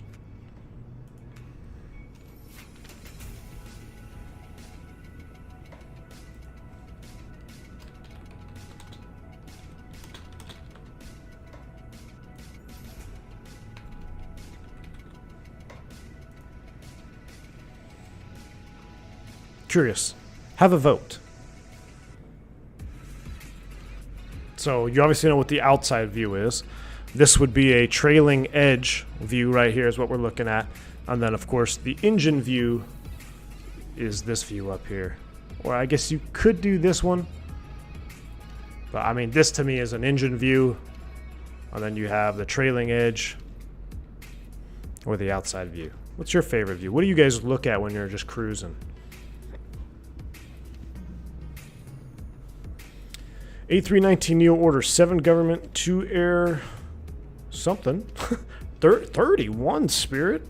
Spirit ordered 31 319 Neos. Wow. 30 undisclosed. Interesting. 319 Neo looks like a muscle car. I agree totally. That's why I think it's awesome, Blue Mac. I mean, you have a tiny fuselage, short airplane, big ol' honking engines out there, sharklets on it. That's going to look sweet. The performance on that sucker has got to be unreal. Imagine taking off light Toga, doing a repo flight with Toga thrust on a Neo. I bet that sucker rockets out of there. Don't worry, Laser Shark. No worries, man.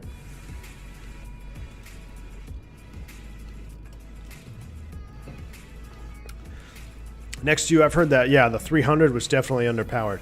I would pick the A340-600. A340-600, same model we have from Tolus would be the one that I would fly.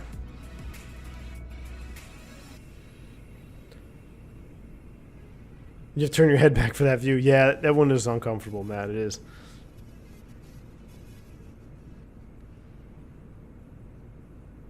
I figured out why the A320 is so slow. There's no Carta engines on it. Exactly, Team Vodka. Well, we need some Carta engine mods on here. I gotta say, Carta's engine mods have pretty much ruined any other airplane's engines for me. Because Cartas look so good. Once you fly with them after a flight or two, and then you go into just another airplane that doesn't have a Carta mod, you're like, really? That's it? I will say I&I is pretty good. Like, the latest I&I engines are pretty darn good.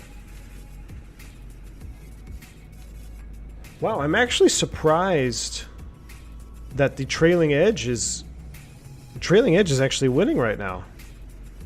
Make sure to vote if you haven't voted, because I'd be curious on this one. 80 votes. We got 80 votes, 211 people watching. 211 people watching. Let's see. What we got? 130 likes with 211 watching. Guys, do me a big favor. Do me a solid. Hit the like button for me if you're enjoying this content. If you like talking about aviation, like talking about flying, if you like the combination of real-world flying experience and talking about simulators, hit the like button because it does help the channel, guys, especially for a channel like mine where I don't have a set schedule, which is it's like really hard on the YouTube algorithm. So videos they don't get in the algorithm, and once you're in the algorithm, I mean, you guys all are familiar with YouTube. You watch one video and then you watch two videos, and all of a sudden all your recommendations are about that same thing. So that's part of the algorithm. Now, if I don't have a schedule, I don't have a lot of content in the algorithm, so hitting the like button, leaving a comment at the end saying, hey, this was an awesome video, really does indeed help me out. So I appreciate it if you guys would do that for me. You voted for Engine View, Berto? See, I'm an Engine View kind of guy myself. I would vote Engine.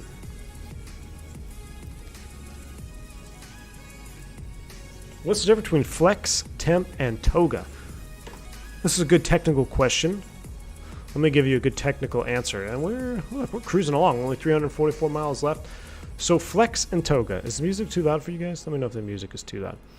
So Toga is maximum power. It actually stands for takeoff and go around thrust. That is what Toga is. That is the most amount of power you can get out of your engine on that given day with that given outside environmental condition. Temperature, humidity, all that good stuff. Otherwise known as firewalling the thrust levers all the way forward. So contrary to popular belief, which I didn't even really know much about this until I started flying jets, and well, some turboprops, so we had reduced power takeoffs. But in real world, going to full power on your engines all the time, every flight, every day, is extremely taxing on on those engines, on the parts. Also on fuel a little bit. I mean, it burns a little bit more fuel, but mostly it's for maintenance and wear and tear on the engine. It actually significantly reduces the engine life. So what airlines do, and some other companies do as well, is they calculate the necessary amount of thrust required to take off, have an engine failure at V1, clear an obstacle, and continue your flight. And that amount of power that's required, that minimum amount of power is required, is what they're going to ask you to use. Now, how do they get to it? There's different methods on different airplanes. In the Airbus, it's called flex temperature. So, easiest way to explain this is the higher the outside air temperature is, this is a very basic explanation. So the higher or hotter outside air temperature is, the less performance your engine is going to have, because that's just the reality of it, without getting too technical. So when you input a flex temperature, for instance, let's say you put a flex of 60, your engine, you're now going to tell the engine to operate at the performance it would provide at 60 degrees outside air temperature, which is obviously not true. 60 degrees outside air temperature, you'd be melting. It's not really possible. So it's very hot. So you're actually going to have a much less power available on that takeoff. You're probably going to be in the low 90s, maybe even high 80% of thrust on a scale of 0 to 100. So that flex temperature allows operators to use their engines much more efficiently and not cause a lot of wear and tear unnecessarily. Now, anytime during a flex takeoff or a reduced power takeoff, if something happens where you need more thrust, it is always going to be available. You just push those thrust levers into the Toga detent, or you push them all the way forward. That maximum thrust will always be there for you. But the whole thing about reduced power takeoffs is to reduce engine wear and tear. So for me, as a simmer, you know, I'm doing flex takeoffs in real life all the time. So when I get on my sim, I want to come here and I want to firewall these puppies. I want to hear the engines at full power. I want to see the performance at full power. I'm not paying for maintenance on these motors. Now, that would be a very interesting dynamic if some airplane came out with that. Some developer came out with that saying, hey, now you actually should flex. That would be interesting. But, yeah, that's why I do Toga all the time in our sim.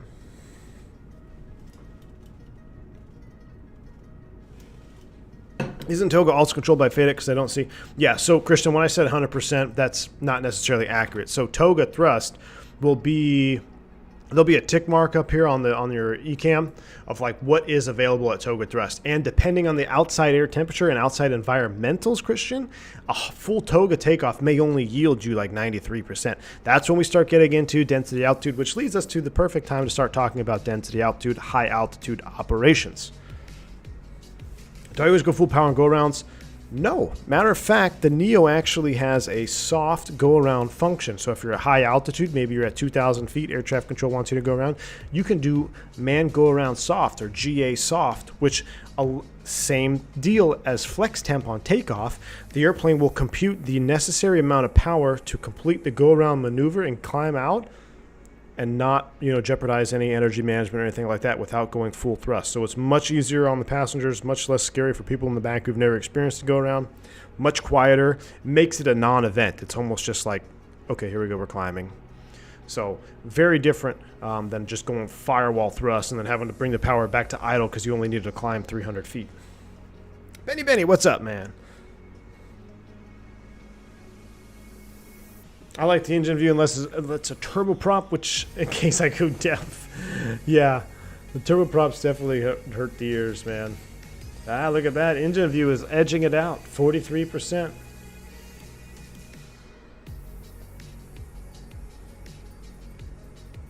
I agree, Berto. Just that little buzz on the engine outside.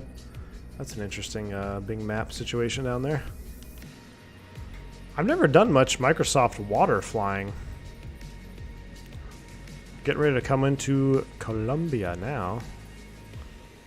Out over the water.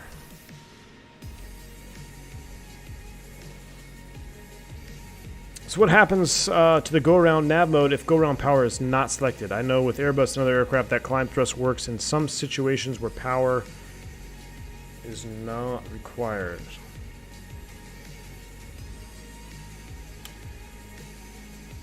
So what you have to do, just right, I think what you're getting at here, you actually move the thrust levers into Toga, and then you bring them right back to the climb detent. Now, when you put them into Toga, that triggers the box to sequence, which means it will put the FMS into go-around. It will actually start the go-around navigation phase.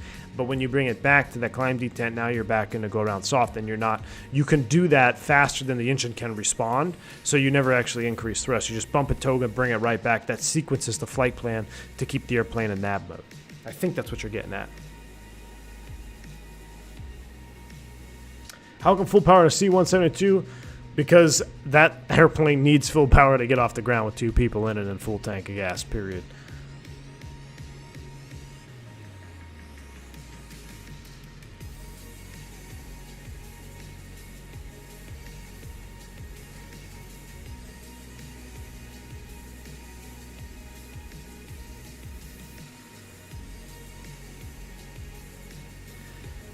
I noticed the Airbus, when coming on approach, I always have TA pop up on the MFD. I wonder what it is. TCAS. Yeah, so TA only. So below 750 feet RA, you're going to get that because it doesn't want to drive you into the ground. So you don't want to get a TA, or you don't want to get a, so TCAS RA. So you have a TA and RA. A resolutionary advisory, an RA part, tells you what to do, like climb, or descend. That's your RA. You don't want to get a descend RA below 1,000 feet AGL because if you react, you're going to probably drive it into the ground. So that's when you get that TA only pops up. That means your TCAS is inhibiting itself automatically to TA only, which it will only say traffic. And it will pop up and it will show you the traffic, but it won't give you a resolutionary advisory. Now, you can do it manually.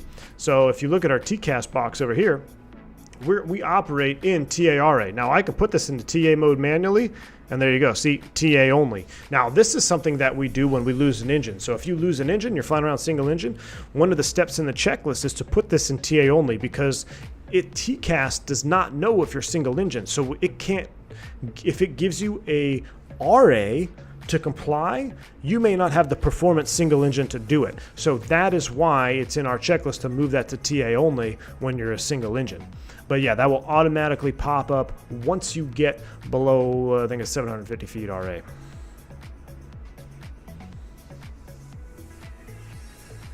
We want good old Toga, yeah. Can you get rid of the TCAS when you in the ground, or no? Get rid of the TCAS. Yeah, so on the ground, so for Vatsim, it's different. We have to keep it on. But on the ground after landing, we actually put this into standby, and we leave this in auto. So that's in Vatsim, we turn it on at the gate, I guess. But this would be at standby on the ground the whole time. Now, there's a couple different TCAS panels out there on the Airbus. I think there's 2 different ones. Oop, forgot to lock the cockpit door. Someone didn't do the checklist. But all right, how many miles we got? We're gonna have to start prepping. Ooh, 274. Okay, so in about 20 miles or so, we'll start our way. We'll start prepping on about our approach into Medellin, and we'll start talking about some do's and do nots. I had a do not happen to me that was pretty sketchy coming in here. I've had some sketchy weather in Colombia. Yeah, one of them was pretty sketch for sure. But hopefully the weather will be all right. In fact, let's pop up a little weather here. Let's see. Since we have ACARs, let's do this. Let's go McDo. Let's get an update. Let's just see what's going on. Give me a weather request. I don't want anything. I don't want my alternate. I just want Medellin, or Rio Negro is the identifier, or I guess that's the name of the airport. But it's Medellin for us, because I think that's the closest commercial airport. I believe there's an airport in the city of Medellin, but I don't believe they accept commercial traffic, at least aircraft of this size. Let's see, let's print it. Ooh, towering cumulonimbus, my favorite. Let's print that sucker out. Oh, here it comes. You're flying from Kingston to Lauderdale on Spirit, Tim. Fantastic, my friend, fantastic. All right, what do we have? 110 at Niner, scattered, towering cumulonimbus, 2114, no sig, 1022, remark, towering cumulonimbus southwest. All right, so actually it looks like a pretty mild day. I don't know if there's any time I've ever been into Colombia where it hasn't had towering cumulonimbus. I always seem to make my descent way too early. I need to calculate it better. 3-to-1 rule, Daza, 3-to-1 rule. Oh yeah, I'm loving this view right here though, to be honest with you. Getting hyped up now. Can you explain what happens during an aborted takeoff or wind shear alert?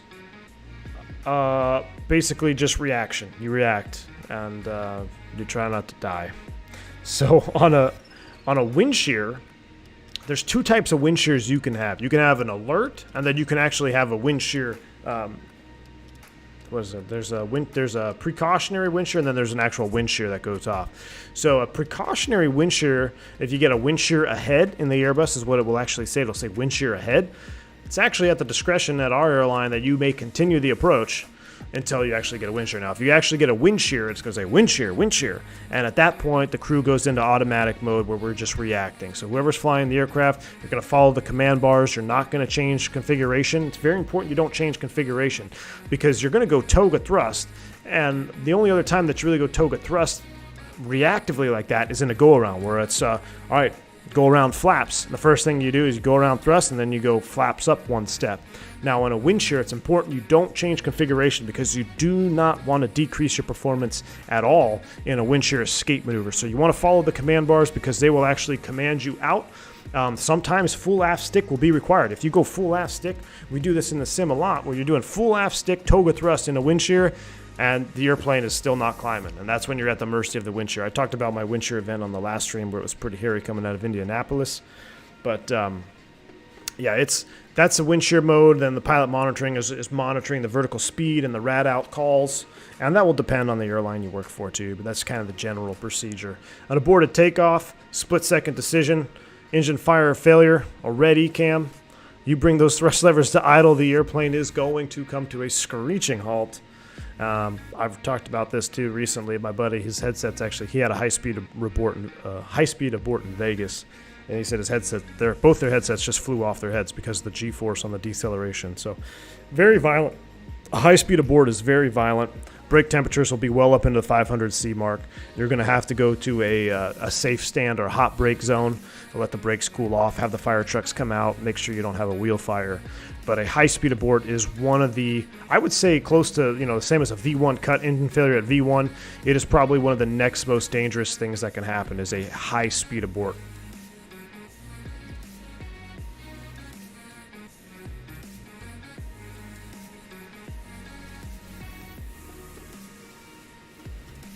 All right, we'll close poll. Looks like engine view for the win.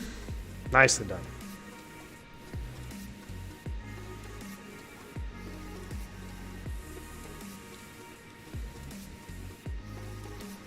Yeah, the 3-to-1 rule, Daza. So if you're unfamiliar, basically what you want to do is you're going to take, you want to be,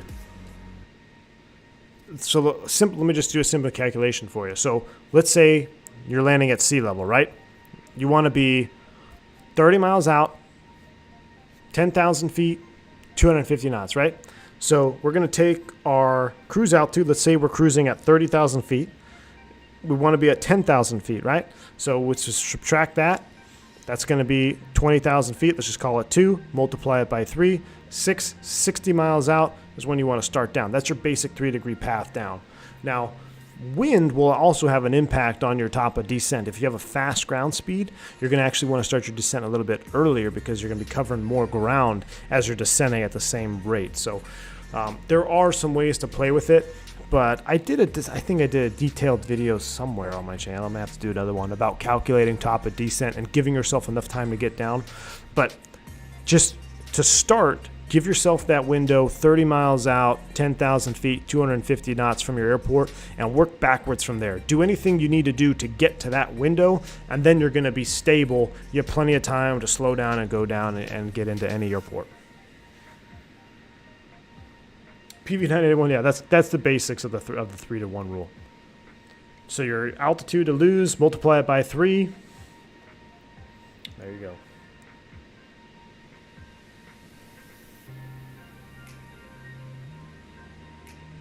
Yes, I'm flying on Vatsim. During takeoffs in Heathrow with all the storm, pilots would keep the gear down longer than usual. Is the procedure during wind shear or high winds? During takeoffs in Heathrow with the storm, pilots would keep the gear down long. I don't know why. I would think getting the gear up would be the first thing I did to minimize drag, right? Pause, brake, gear up, get the gear up. Now, if they were receiving a wind shear, Christian, then yeah, they don't want to change configuration. So if you just rotated, if you just took off and you get a wind shear, you don't want to change configuration. So they may have rotated, then they got a wind shear, they're not going to change, they're not going to bring the gear up. So I think there's some interesting aerodynamics when the gear is in transition, the amount of drag it has on the decreased performance. I think there's actually a pretty significant change there when the gear's in motion, so it's almost better to just leave it down. Plus, if you rotated, say you're at 100 feet and you get slammed back down, at least the gear are going to be there to, I don't know. I don't know what's worse. Probably have the gear down. I don't know. I don't want to find out. Cam says, I hear occasionally pilots have to decline takeoff because they don't have their numbers. Yeah, like American. How can they leave the gate without their zero fuel weight V-speed to set if that's what they mean by that? That's exactly what they mean. So they don't have their closeout form. So most modern airline operators, everything is done through ACARs and dispatch. So as soon as the loads are done, the gate agent brings the paperwork down, and we send those numbers off into the computer, and we get them back. Now, there can be a couple different things, Cam. So there could be a discrepancy in the zero fuel weight. So let's say you're planning for like 190 people and you have 60 no-shows. That's going to significantly change the zero fuel weight. It's actually going to throw a caution in the automated system, such as Aerodata, on your numbers that you need for takeoff. So what it'll say is you need to get a reset by dispatch. So that could be one of the reasons why is they're waiting for dispatch to reset their zero fuel weight because there's been a significant change in payload, whether they didn't take on cargo, whether they added an alternate and they added more fuel than normal, or even less. So you had a bunch of no-shows. So That is one reason. But the old school way of when US Airways was always waiting on numbers is because they actually had to manually input all those numbers that came from the gate agent would go to dispatch, and they'd have to manually do that and then get those numbers manually back instead of just having, there was a middleman in the way. Whereas now it's pretty much, we get the numbers into the computer, it comes right back to us. If there's a problem, we involve a middleman. So we only bring in that middleman if there's an issue. Back in the day, you always had that middleman, which was a third step. Gear door opening causes extra drag when retracting, other Jason. Yeah, exactly. So that's what I was getting at, is when those gear doors pop down, it causes more gear and or more drag, and yeah, I guess it's best to leave them down. All right, we should probably start thinking about our descent. What are we looking at here? Oh, that's MROC. We are actually a lot closer than I thought. 157 miles, ladies and gentlemen. We need to start down. All right, let's go ahead and bring up some sounds. Whoa.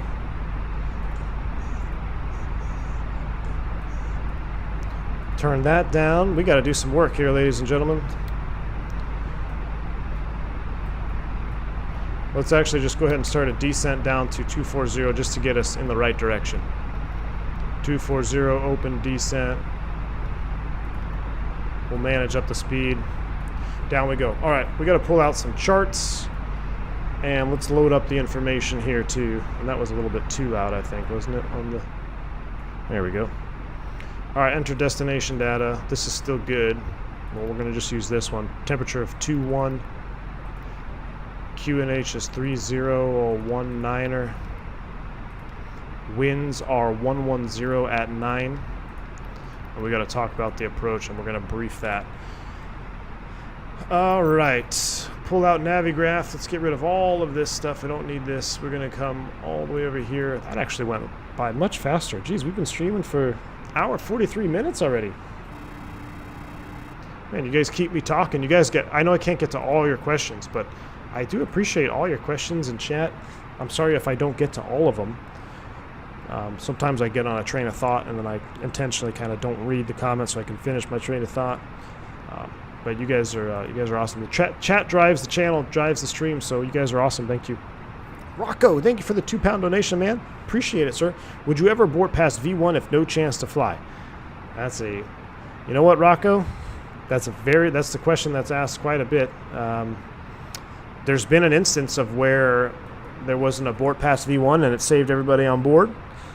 And there's been an instance of an abort past V1 where it's also killed everybody on board. So damned if you do, damned if you don't, but theoretically you are correct. If something happened after V1 and you know the airplane is not going to fly, then you have no other choice but to abort.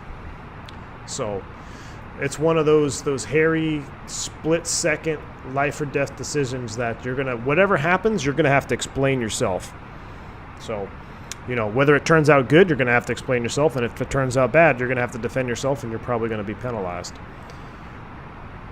All right, what arrival were we at? We were on the Barra, I believe. Are we on the Barra?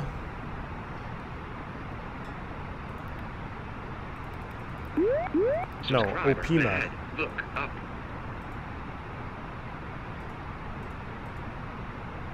Is that even on here? Opmi?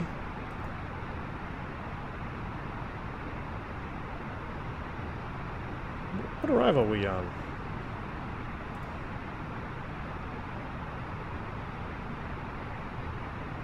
Opmel 2 Alpha. Am I crazy?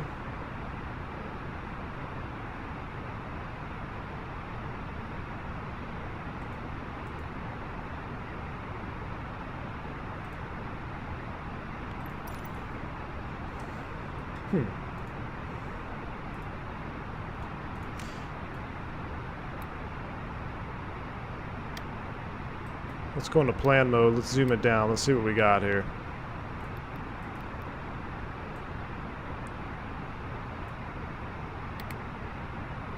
This says it's going Dawn 2.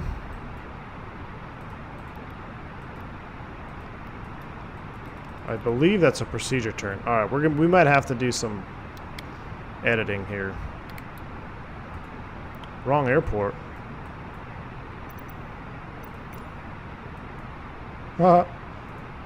Yeah, that would do it.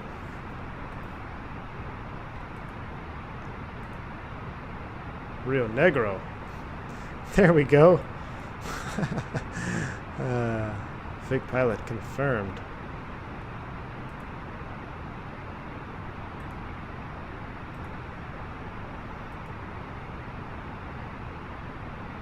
My 2 Alpha. Here we go.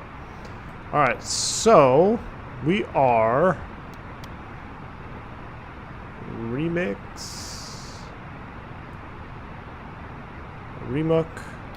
Opmel is at 14,000. So let's go ahead and continue this descent down to 14,000. At or above 14,000. We're going to go ahead and just keep on coming down. There's a vertical reversion chirp 2400. Let's just go open descent. We'll keep it at idle. We'll go ahead and turn the seatbelt sign on as well as we prepare for landing. All right, so this is the arrival. This has us going to Dontu. Okay, so here we go. Approaches. We're doing the ILS Zulu on this approach. Now there is a key difference between the Zulu and the Yankee. Now on my V1 After Dark podcast, I'm going to talk about some of this in depth in a personal experience I had. But what you have to understand here, these are 2 very different approaches. Even though it's the same course, same frequency, same minimums, this bolded course reversal here is just that, a bolded course reversal, which means it is a mandatory course reversal over the Rio Negro VOR. As we descend into Medellin here, you'll see that this airport kind of sits in a bowl. We've got rising terrain all the way around us. We've got a high peak directly off our left, especially coming in from Dontu, which is about over here. So we're going to be flying around high terrain. If you're on this approach, ATC is expecting you to do the course reversal or the procedure turn before flying inbound. If you are on the ILS a Yankee to 01, you could see here, this has the initial approach fix of Dontu, and then it goes right into Gemli, which is the intermediate fix and inbound. There is no course reversal or procedure turn on this one here. There is none required. This hold that you see here is it an alternate missed approach hold or is it an optional course reversal?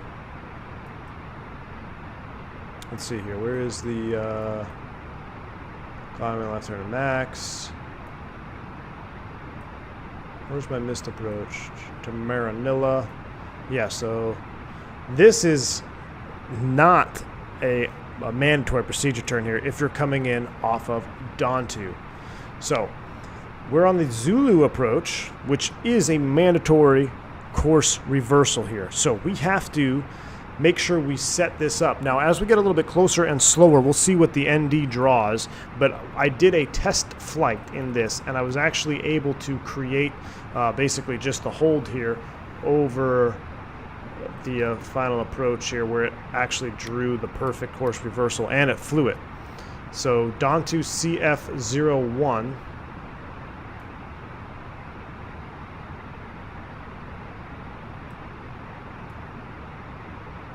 I think this got rid of it here. I don't see Rio Negro in here. So I'm going to go arrival, ILS Zulu.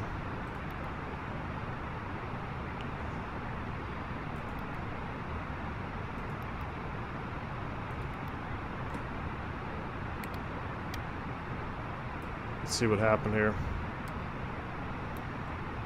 All right, so now we have it. So I can see it in the box. We'll go ahead. What's the altimeter? It is 3019.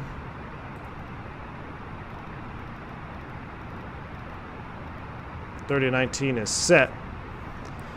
So now the course reversal is in the box. We are going to do the full-blown course reversal on this procedure. It's very important that if ATC is expecting you to turn outbound, that you turn outbound. Because if you turn inbound, when they're not expecting you to turn inbound, you're going to be right up someone's tailpipe if there's someone on traffic, or you could have a traffic conflict. So we're going to set up for this one here. There's a lot to be kind of cautious on this one. The go around on this is pretty hairy here. So go around on this turn, climbing VOR plus 1030 climbing. to 11,000. Max 185 knots until 10,000. Missed approach climb gradient as 4.2%. So it's a pretty steep climb gradient. The reason they're restricting your speed is so you keep that radius of turn down and you can meet those restrictions and get in here and hold over the Maranello VOR. There is this steep terrain off the left-hand side. The highest peak is at 10,300 feet here, which is about 3,000 feet above field elevation. So there is mountains off our left, and if you look out the window right now, this is exactly what it looks like descending into a rising terrain. Field elevation 7,000 feet, so we want to be stable by 9,000 feet. It's a pretty slippery approach because of the high density altitude, so I wanted to touch on this earlier. But now I don't think Microsoft Flight Sim really simulates this well, but when you are landing at a high density airport or a high elevation airport, such as 8,000 feet, 7,000 feet, warm temperatures, the airplane is much slower to respond, to your control inputs, especially your flare. So it's very common to see new guys come in that have never landed up at high altitude and just plunk it down because they go to flare like they would flare in Orlando, and the airplane just doesn't respond. It just says, yep, nope, we're coming straight down, boom, and you smash it. So flaring a little bit early and making sure you have a little bit more back pressure than normal is a key item to brief if someone is unfamiliar with the high field elevation. So also, with high field elevation, we're going to have a higher true airspeed, which means we're going to be coming across the ground faster as we come across the threshold. So higher ground speeds coming in over the threshold lead to a couple other things. We're going to have a longer rollout, and we're also going to have higher brake energy. So we want to make sure we are using our full reverse capability. We're going to use full reverse on this approach. I'm going to use a low auto brakes on this one. And the reason I'm combining it here is because this, even though it's a little bit higher field elevation at 7,000 feet, the runway is still pretty lengthy. If you look at the 10.9 page here, the runway length is 11,000 feet. So we have plenty of runway for us. We're just a single aisle 320. We're moderately loaded. We're actually pretty lightly loaded today. So we have plenty of runway here. I'm going to use the low brakes and full reverse method, which is going to help keep the brakes nice and cool, but it's also going to guarantee me some deceleration. Whereas if I was landing in Vegas, I would keep the auto brakes off and just use full reverse to slow down because I know the density altitude is much lower there. Up here in Rio Negro at field elevation is officially, what's it at, 69, 67 coming over, let's just call it 7,000 feet coming over runway 1. 7,000 feet with a temperature of 27 outside, it's going to have a pretty decent density altitude. So I want to have that guaranteed deceleration of the low brakes, but I'm going to keep full reverse in there to really keep the wear down and keep the temps down. We're probably still going to have hot brakes by the time we hit the gate. 11,000 feet rollout, we already talked about that. I'm planning to make the left turn here at Echo or Delta. Delta if we really screw it up, but Echo would be what we're trying to do here, turn off at Gulf, and then Avianca is going to park right over here, I believe, on this terminal side. So that's kind of our approach brief. We are going to do the ILS Zulu with the procedure turn. We're going to LS push buttons on. We would have terrain on. It would be required. It's not on right now, so it is what it is.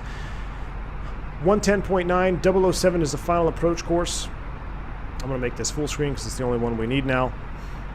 We talked about all the different sector altitudes, high terrain, all quadrants. Another thing here, it is important that we do not descend below 10,000 feet until passing over the Rio Negro VOR. Now, because we're doing the procedure turn here, that's going to keep us pretty much safe. We don't really have to worry about that. If you're on the Yankee, if you make that smart turn, you got to make sure you stay above, I believe it's 10,000 feet until passing over the VOR. And it's kind of depicted here, or it's actually, I think it's more than, I think it's like a 1 mile or 9 miles.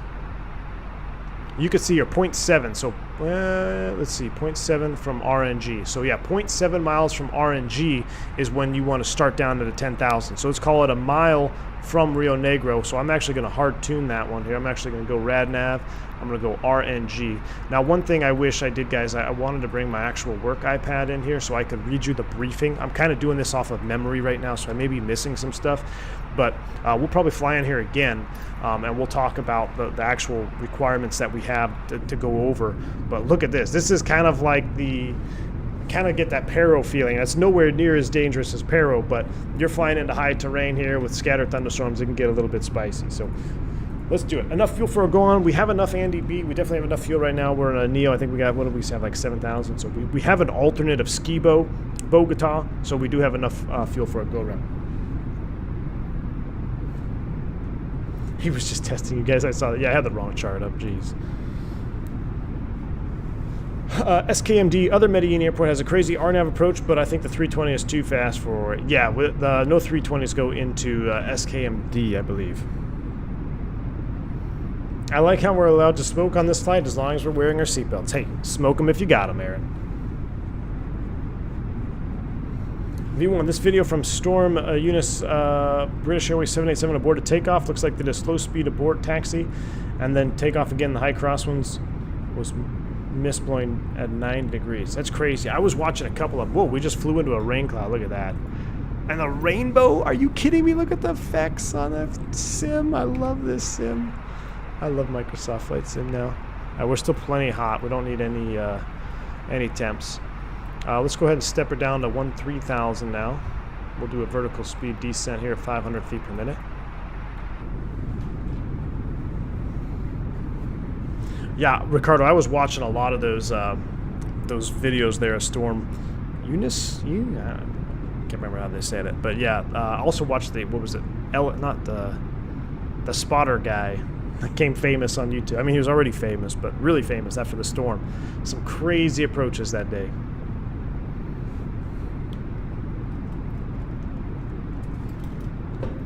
All right, let's turn up the sound outside as well.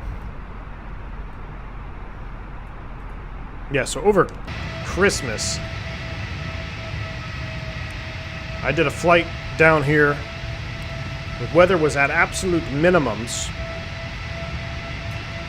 Like, I mean, at minimums, with a brand new FO who'd never flown down here. It was interesting. Needless to say, we had a couple of drinks after. All right. Opmel, we're 13,000 over Ispas. We're looking good. We don't want to get too low too early here. This is where you got to start thinking about, okay, what happens if I have an emergency right now? Where am I going? You know, 13,000, we're pretty much safe as far as oxygen is concerned. So, but you're starting to look at contingencies here. Oh my gosh, look at these clouds. Subscriber ahead. I don't know which view to sit at. Let's just sit right here for a second. Guys, hit the like button for this stuff here, flying into some scattered cumulonimbus clouds. Thank you for the subscribe, Marlos Baptiste. Very much appreciated. All the new subscribers. Big Jet TV, there we go. Yeah, Big Jet TV was hilarious, man. I love that.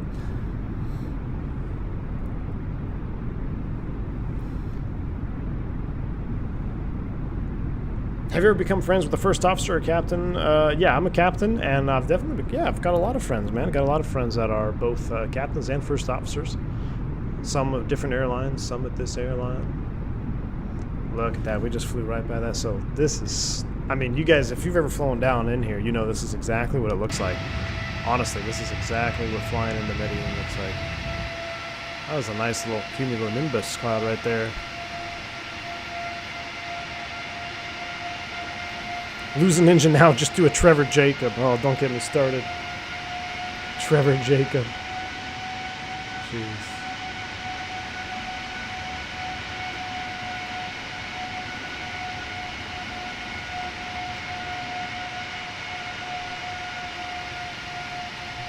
That is a thing of beauty right there, guys.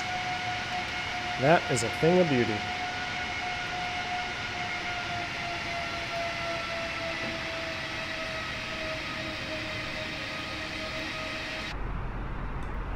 All right, we're level at 13,000. Ispas is at or above 13,000. You can see our hold over there. By flight plan, scroll us over. All right, so you can see there's actually multiple things going on here, but we have our procedure turn. It looks funky right now, but as we slow down, it's actually going to be exactly what we want. Do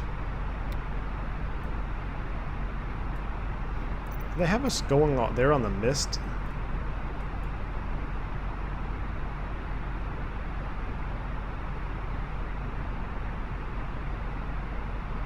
No, they have us holding at Maranilla.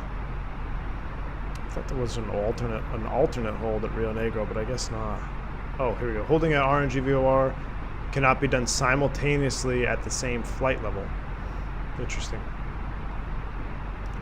Rio Negro VR required, Rio Negro DME or IMDE required. So we have our VOR hard-tuned RNG number 1, and actually I'm going to hard-tune Maranilla as well on the second FO side.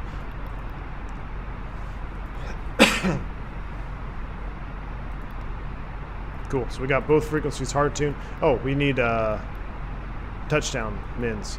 Straight in, 7200. On the barrel is set. Config full.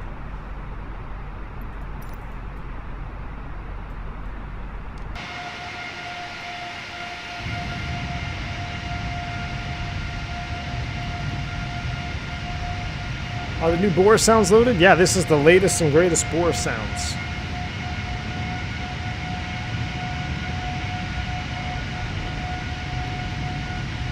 Are those charts in game right now? Yep. As long as you have an Navigraph subscription.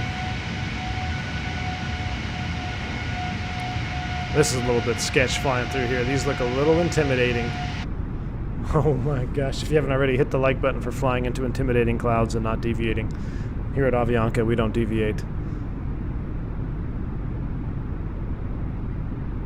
Actually, that's actually pretty true.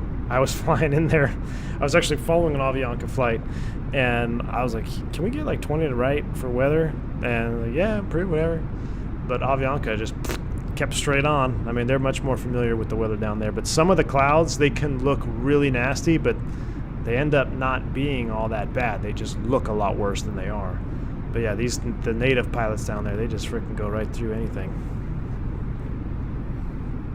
When to use barrel minimum versus radio. So on any Cat 1 approach, you want to use your barrel mins. You even use them on a Cat 2 depending, but for sim purposes, only use your rad out mins when you're doing a Cat 3. That's really the only time you need to use your rad out mins is on a Cat 3 approach. Or Cat 2.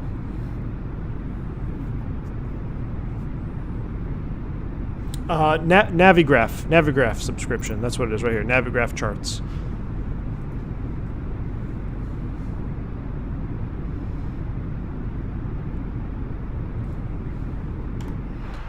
Looks like it's actually clearing out pretty good. I wish we had terrain on ND on, but it's not.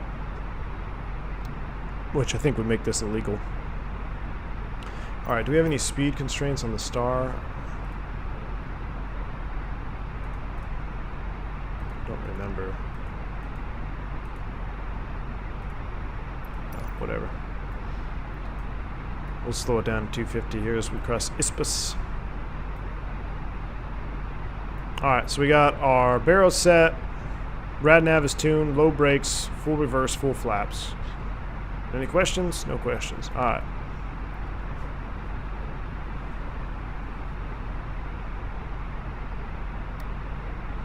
There comes the turn over Ispus. Oh, that is beautiful. I hope you enjoy a nice Colombian coffee after you land. Yes, indeed. I will be getting a... there's one brand that somebody brought to me, actually. I'm trying to think what it was. My first couple times down here, I went into the terminal when they don't really allow us into the terminal anymore unless you're on an overnight. But when you were just doing turns down in here, you would go into the terminal and get trinkets. I got a couple different bags of coffee one time, and then I actually got a mug. I still have it. So, I think that was in Bogota, though. I picked up a mug from Bogota. I was like, hey, I gotta have a mug from Bogota, Colombia, so I can drink my Colombian coffee. Look at this turn. That is awesome. This is exactly what it looks like. I mean, this is literally real life right now, guys. Scattered little houses throughout here. A lot of little greenhouses, too. I don't know what they're growing in there, but... Alright, here we go. Let's slow it down. Let's bring it back to 250 knots. Now, I'm curious to see what happens here. On my test sector, I came in from the other direction for the hold. I'm coming in from Dontu on this one, so I'm curious. It looks a little bit sketchy. So, let me come down here. I want to clear out that one. clear out that one. And I got to hold left turns over Rio Negro now. Let's see. What I might do is I might just vector myself out and back in. Let's double check our course reversal hold here. Oh, return. Yeah. This is, I've got 2 Rio Negros. I got 1 hold, and it won't let me see the hold. Left turns, is that right? Yeah, left turn 007. All right, Medellin, quality 116, we're 4 miles, final 01, Medellin. Medellin traffic, Avianca 357. Coming in on the star, getting ready to go over Don 2 at 13,000. We got that 146 in sight. Here he is. Right there.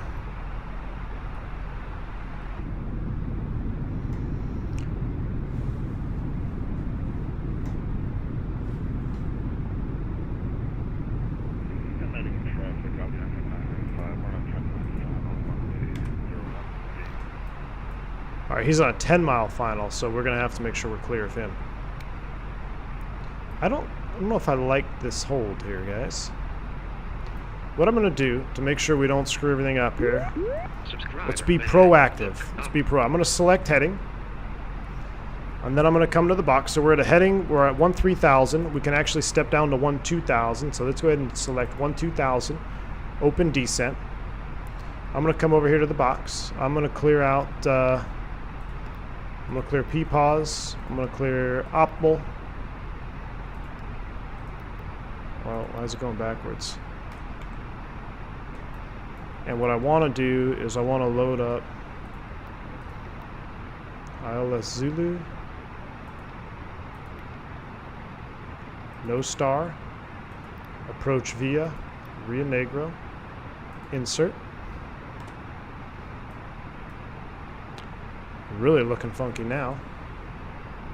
Whoa.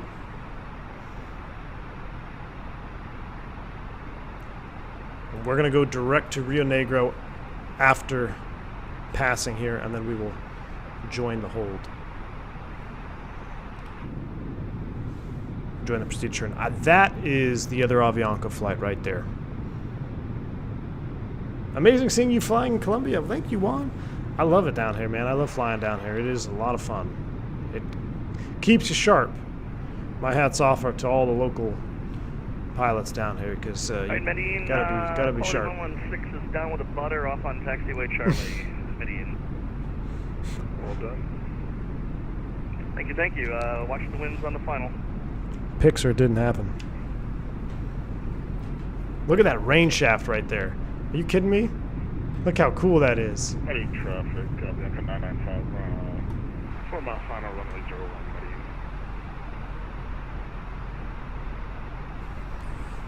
Medellin. Just joined. Scared how the ND looks, but I have faith in you. Danny, what's up, man? Welcome. Yeah, the ND is a little bit sketch right now, but I think if we go... Uh-oh. I don't know what's happening to the stream quality, guys. Stand by.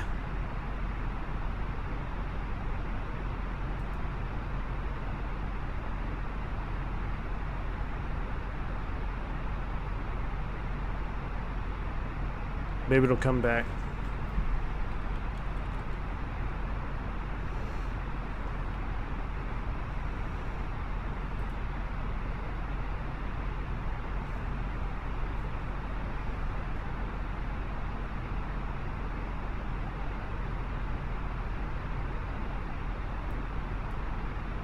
.2 FPS, huh? I don't know what's happening with the lag out. It's fine now. We're back. That must just been an internet. Okay, we're good. All right, we're back. All right, good. That would have been sad. All right, we're gonna give ourselves a vector here to the left, because I could see there was a session of dropped frames, but I think we've recovered. So they just did some work on the office here too, so maybe that has something to do with it. Wow, look at that shot.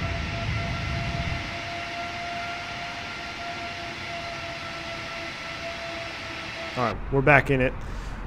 What I'm going to do now is we're going to go direct to RNG. Insert.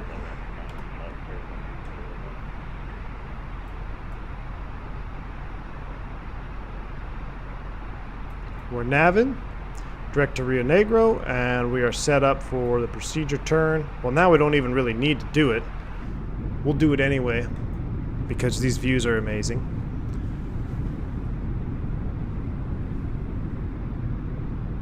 Yeah, I don't know what that was up for, guys. I apologize. I saw there was one lag out there. I don't know why.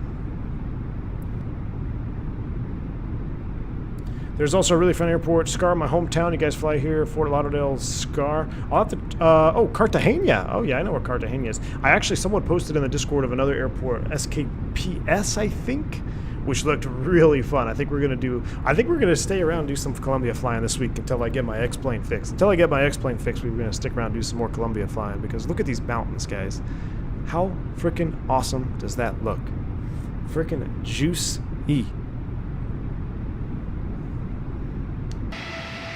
Oh, that's a screenshot. Print screen.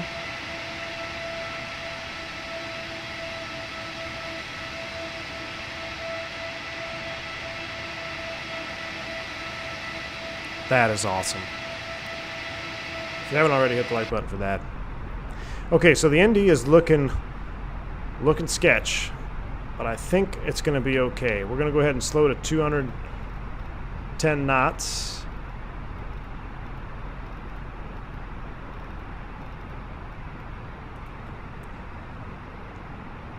Alright, we should hold, so it should make a left turn. Medellin Avianca 357, 3 miles from the Rio Negro VOR, we do a course reversal at 12,000, and then proceed inbound for the ILS Zulu runway 1, Medellin. Alright, so in this procedure turn here, you have to maintain 12,000 feet until you are outbound, to which you can then descend to 11,400. So we got to maintain 12,000 feet here until passing over the VOR. We'll go ahead and extend flaps 1. I'm going to put you guys in takeoff and landing cam for this as well. Flaps 1 is extended.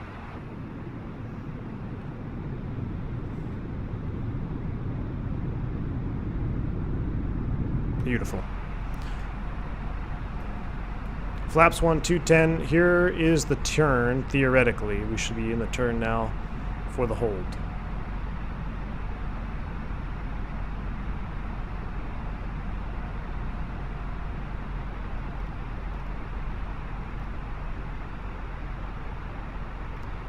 It's in the turn. She's doing it just a little bit funky, but that's all right. But look at this. This is so true to real life. This is awesome.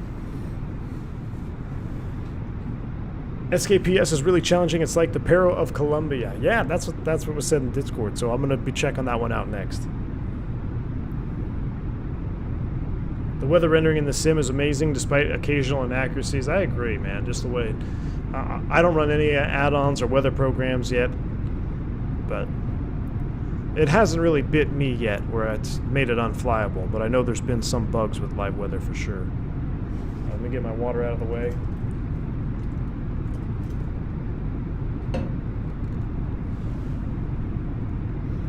All right, we're in the procedure turn. Once we are outbound, we will descend to 11,400 feet. Then we will set up to join the localizer for 01. There's the outer marker. We don't need to worry about that right now. Matter of fact, I don't even know why that's beeping at me because the marker beacon is off. So, oh yeah, high turn.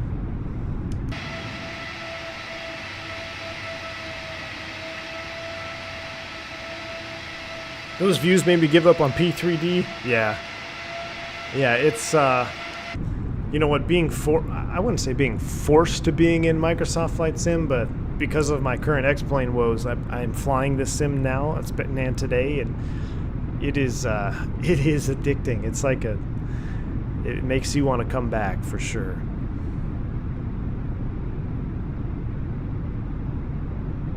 How to butter yourself, Andre? Nice. Awesome scenery here at SKRG. Yeah, it's beautiful, man. I got the little Paywar airport down there as well. It kind of fine-tunes it up, but you don't even really need it, in my honest opinion, I think. The default one was actually pretty good. While the holding, we're just doing a procedure turn. Well, we were attempting to procedure turn. We're trying to see what the airplane's going to do.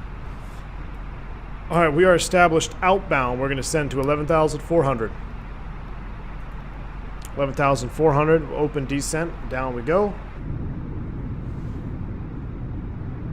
Remember, we can't descend below 10,000 feet until passing 1 mile inside of Rio Negro on the inbound leg.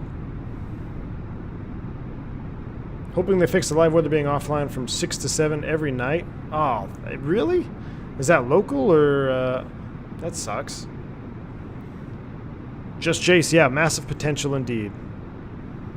But these views, like this is, I can't stress to you guys enough. All you locals, people have flown in here. I mean, this is exactly what it looks like. I mean, even with this window right here, good night.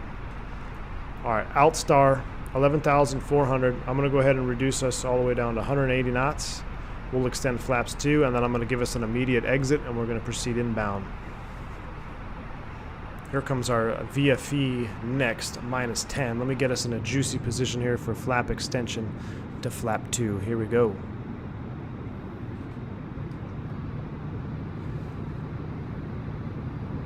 Love those flap sounds. Come on. X-plane who? X-plane what? All right, 11,400. We're established. Now, let's get a little... Well, I'm looking at that low... Continuing outbound here on the charted procedure. Near the RNG VOR is where the Lamia aircraft crashed. That mountain is now called, I don't know how to pronounce that mountain, the name of the soccer team who was traveling on the airplane. Wow. I didn't know that, Juan. Did not know that.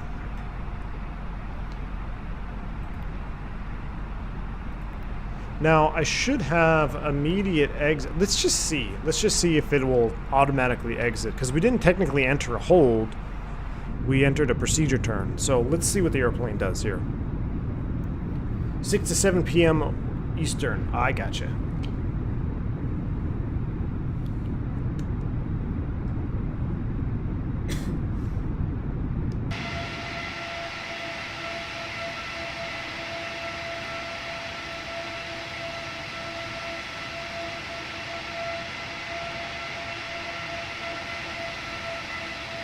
Nope.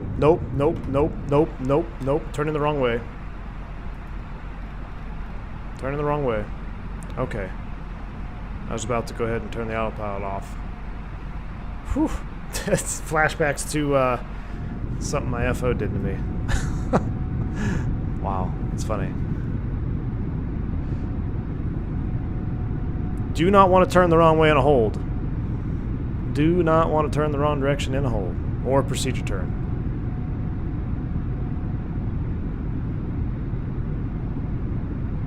Check out the RNAV-02, the TNT transition in continent Honduras. Oh yeah, I've done that one, Conrad. I've done that one, and I think I did that in the A300 as well. Alright, we are turning inbound, 10 miles out, Medellin traffic, Avianca 357. About 14 miles south of Rio Negro, inbound ILS 01. Or is it 07? 01, yeah.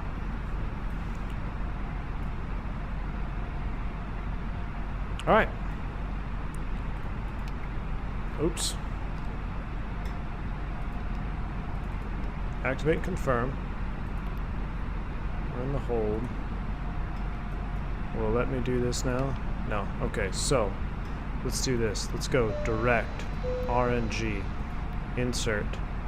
I don't want the hold. I don't want that.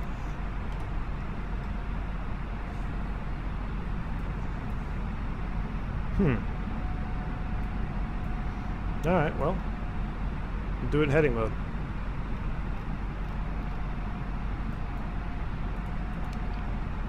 There we go, Lokestar. We got her now. There we go, Lokestar, Cat 3, dual autopilot 1+2. Took some finagling, but we got it. And this should only be 7-mile legs, I believe. Or 8-mile legs, yeah, so that PT was a little bit jacked. A little bit jacked. Didn't do that on my test flight, so I must have done something different. Juan, welcome to Private Pilot, sir. Glad to have you on board, man. Welcome. Danny, I did not turn the wrong way on the hold, and the aircraft did not turn the wrong way on the hold, but it'll be for the members only. But I did have a similar situation where somebody attempted to turn me the wrong direction in the mountains, in the weather. That is awesome right there. Yeah, ever since I changed the takeoff runway, that's actually a very good point. Ever since I changed the takeoff runway, it started doing a little funky stuff. Oh well. Alright, we're inbound. Let's pay attention now. There's glide slope star. Go around altitude is going to be 10,300 feet initially. Go around altitude is 10,300 feet is set. Now, because of the higher altitude, you're going to want to start slowing down and configuring a little bit earlier as well. It can be a slippery slope if you don't get ahead of it. You'll notice it takes longer to slow down. So this is one of those approaches where I might tweak that 2,000 foot flaps 2 method. But we'll see. I got it about... We're already flaps 2. We're looking good right now. We're looking good right now. 2,500. Alright. What's our VREF? 125, a VAP of 130. We're going to leave the autopilot on because we're flying inbound looking good right now. Alright, Rio Negro is 0.5 in front of us. 10,300. So theoretically, I think you're supposed to maintain... Okay, yeah, we're going away from it now. So there we go. 0.7. Now we can go below 10,000 feet. We're good to go. Keep on coming down. Medellin traffic, Albianca 357. At a 10,000 feet on 8 mile final for runway 01. 2,500. Okay, yeah, I get it. 2,500. 2,500. Really? 2,500. 2,500. Interesting. He really wanted to get that 2,500 foot call in there. All right, let's go ahead and slow it up. Gear down. Spoid brakes armed.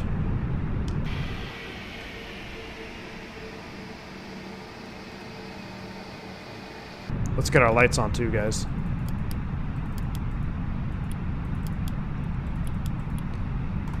Things happen fast at a 10,000. VFE next minus 10 flaps 3.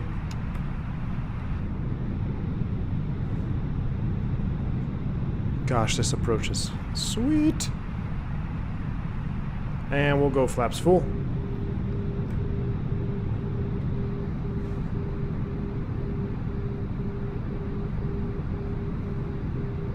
Jeez, these I can't get enough of these views.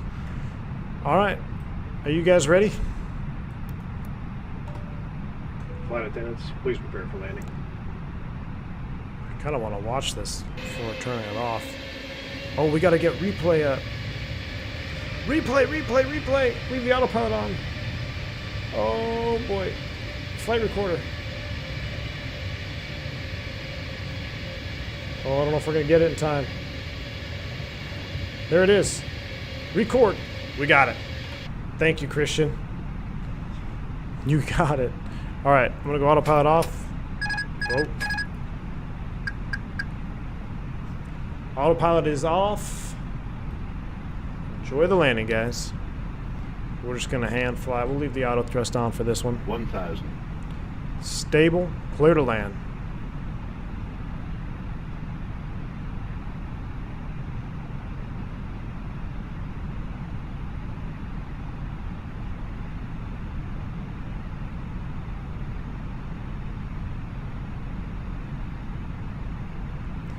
Airport sits kind of on a little bit of a plateau too. You get a little bit of an illusion.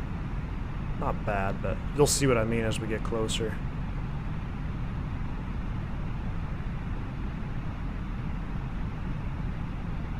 Crosswind from the right, a little bit swirling winds there. Glide path. 500. Glide slope and the PAPIs are not coincident. So we're going to follow the glide slope down. 400. Now I think 100 it's above. definitely off if we're showing all 4 red. So I'm visual with the runway. I'm going to correct with the runway now. We'll let the glide slope run away from us. It doesn't do that in real 300. life. Minimum. I'm going to follow the pappies now, working it down. 200. 100. 50. 40. 30. 20. Retard. 10. 5. Oh, that would have been nice. Back on the center line there. Ooh, yeah.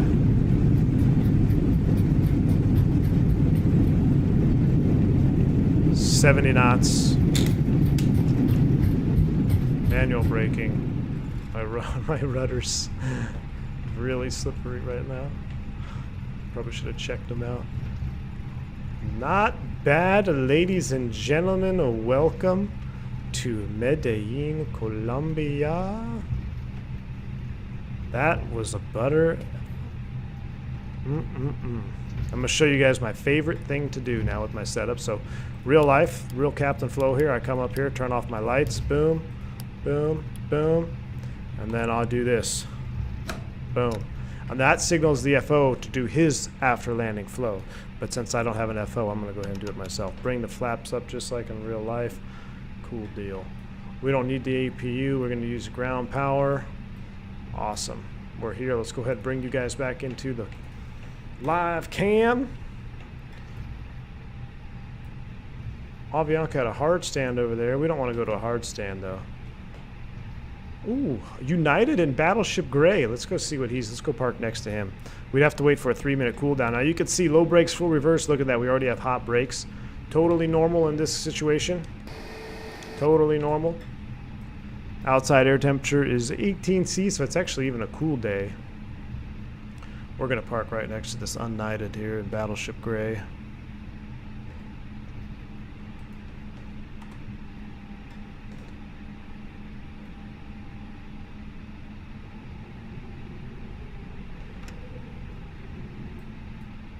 Taxi light, wrong way. I don't have any marshallers, so we'll cheat mode it in. Oh, yes, sir. Do I arm the spoilers for landing? Yep, arm them when the gear comes down. That's what we do. Oh, I jacked it. It was perfect. I was perfect, and then I jacked it. All right, we're down. We're done. Brake set. Engine 2. Seatbelt sign. And ground power. Let's go ahead and kill engine 1.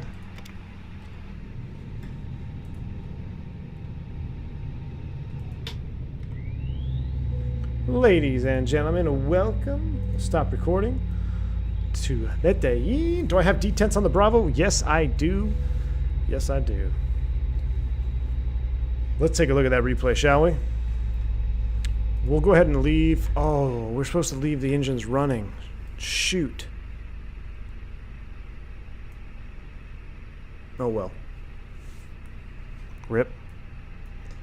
Can I start them again? Hold on. Dang it. Let me start the engines for the replay, guys.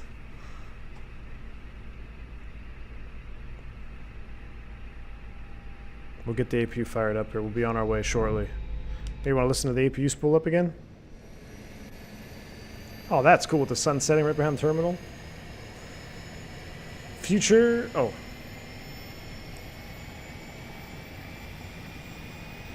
It might still work. Yeah, habits die hard. Shutting down the engines is pretty important when you get to the gate.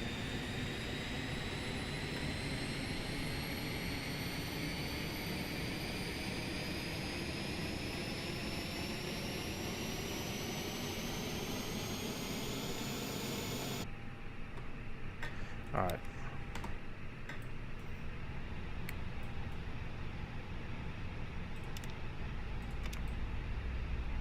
Let's start both.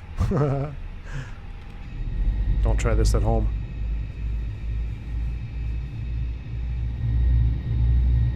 I'm actually, like, is it actually going to start him? Yeah, it is. Alright, cool. I did this one. Never mind. I heard of someone allegedly doing this one time. Does not work this way. Despite popular opinion. You'll get a lot of ECAMs, so I heard, allegedly. Alright, we got 2 engines running. Let's check out the replay. Alright guys, welcome here. We'll disconnect from Vatsim. That was beautiful. We'll go into a replay cam, and I'm going to go a replay here. Got my flap lever down, arm the spoid brakes. Don't sink. Flaps are coming out on replay. Cool. We'll watch it from here. Worst thing about FS 2020, the replay system. That and the external camera system, yeah. I use Flight Recorder. It's called Flight Recorder.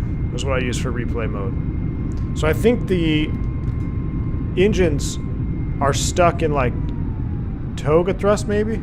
Oh no, you can still control the engine sound, so I have to kind of like mimic it with my hand. But let's watch this wing view touchdown here. We'll watch a couple of them. Because this is what we're here for, right? Is the views. Microsoft Scenery Simulator. Oh, look at that aileron working out there. That was cool. A little bit of aileron work there. We had a nice little crosswind from the right. Wasn't too bad. Swirly winds, and we'll watch this view. I can't tell you guys how real this looks. This is so awesome.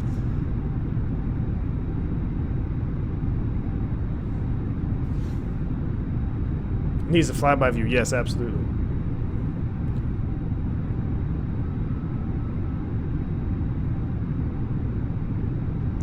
Flight Simmer, is there a way to bind autopilot disconnect instead of turning the autopilots off on the FCU? I was having trouble finding that bind. I have to turn it off incorrectly, but oh, look at that. Little spoiler-ons working. Not spoiler-ons, but spoilers working. Oh, juicy.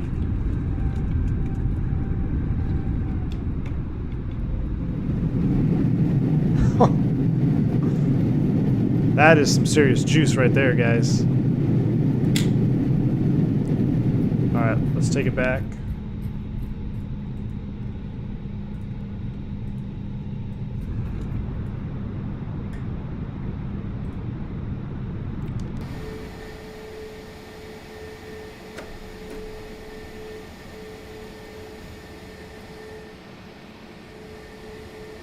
Let's see how we did. Oh, it's the standard autopilot disconnect button? Yeah. I'll have to look. I'll try it again, yeah. Thank you. Alright, let's see how we did here on touchdown. Yeah, the Pappies are not this far off in real life, but look at all these houses down here, ponds, greenhouses.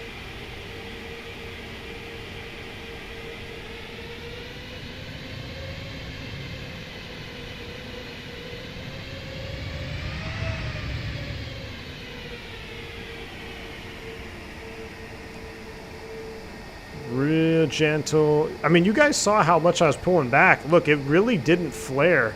That was a freaking butter, though. It didn't really flare that much as I would expect it to. Let's see. Let's watch this here. So just like in real life, you know, you keep pulling back. You saw me pulling back on the side stick, and the airplane didn't change all that much. That has to do with that high field elevation. A little bit of an arrest right there, but it just kind of glides down.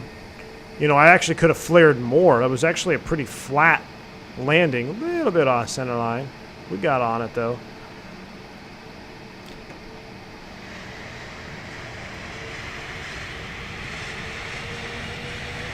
Not bad. Not bad.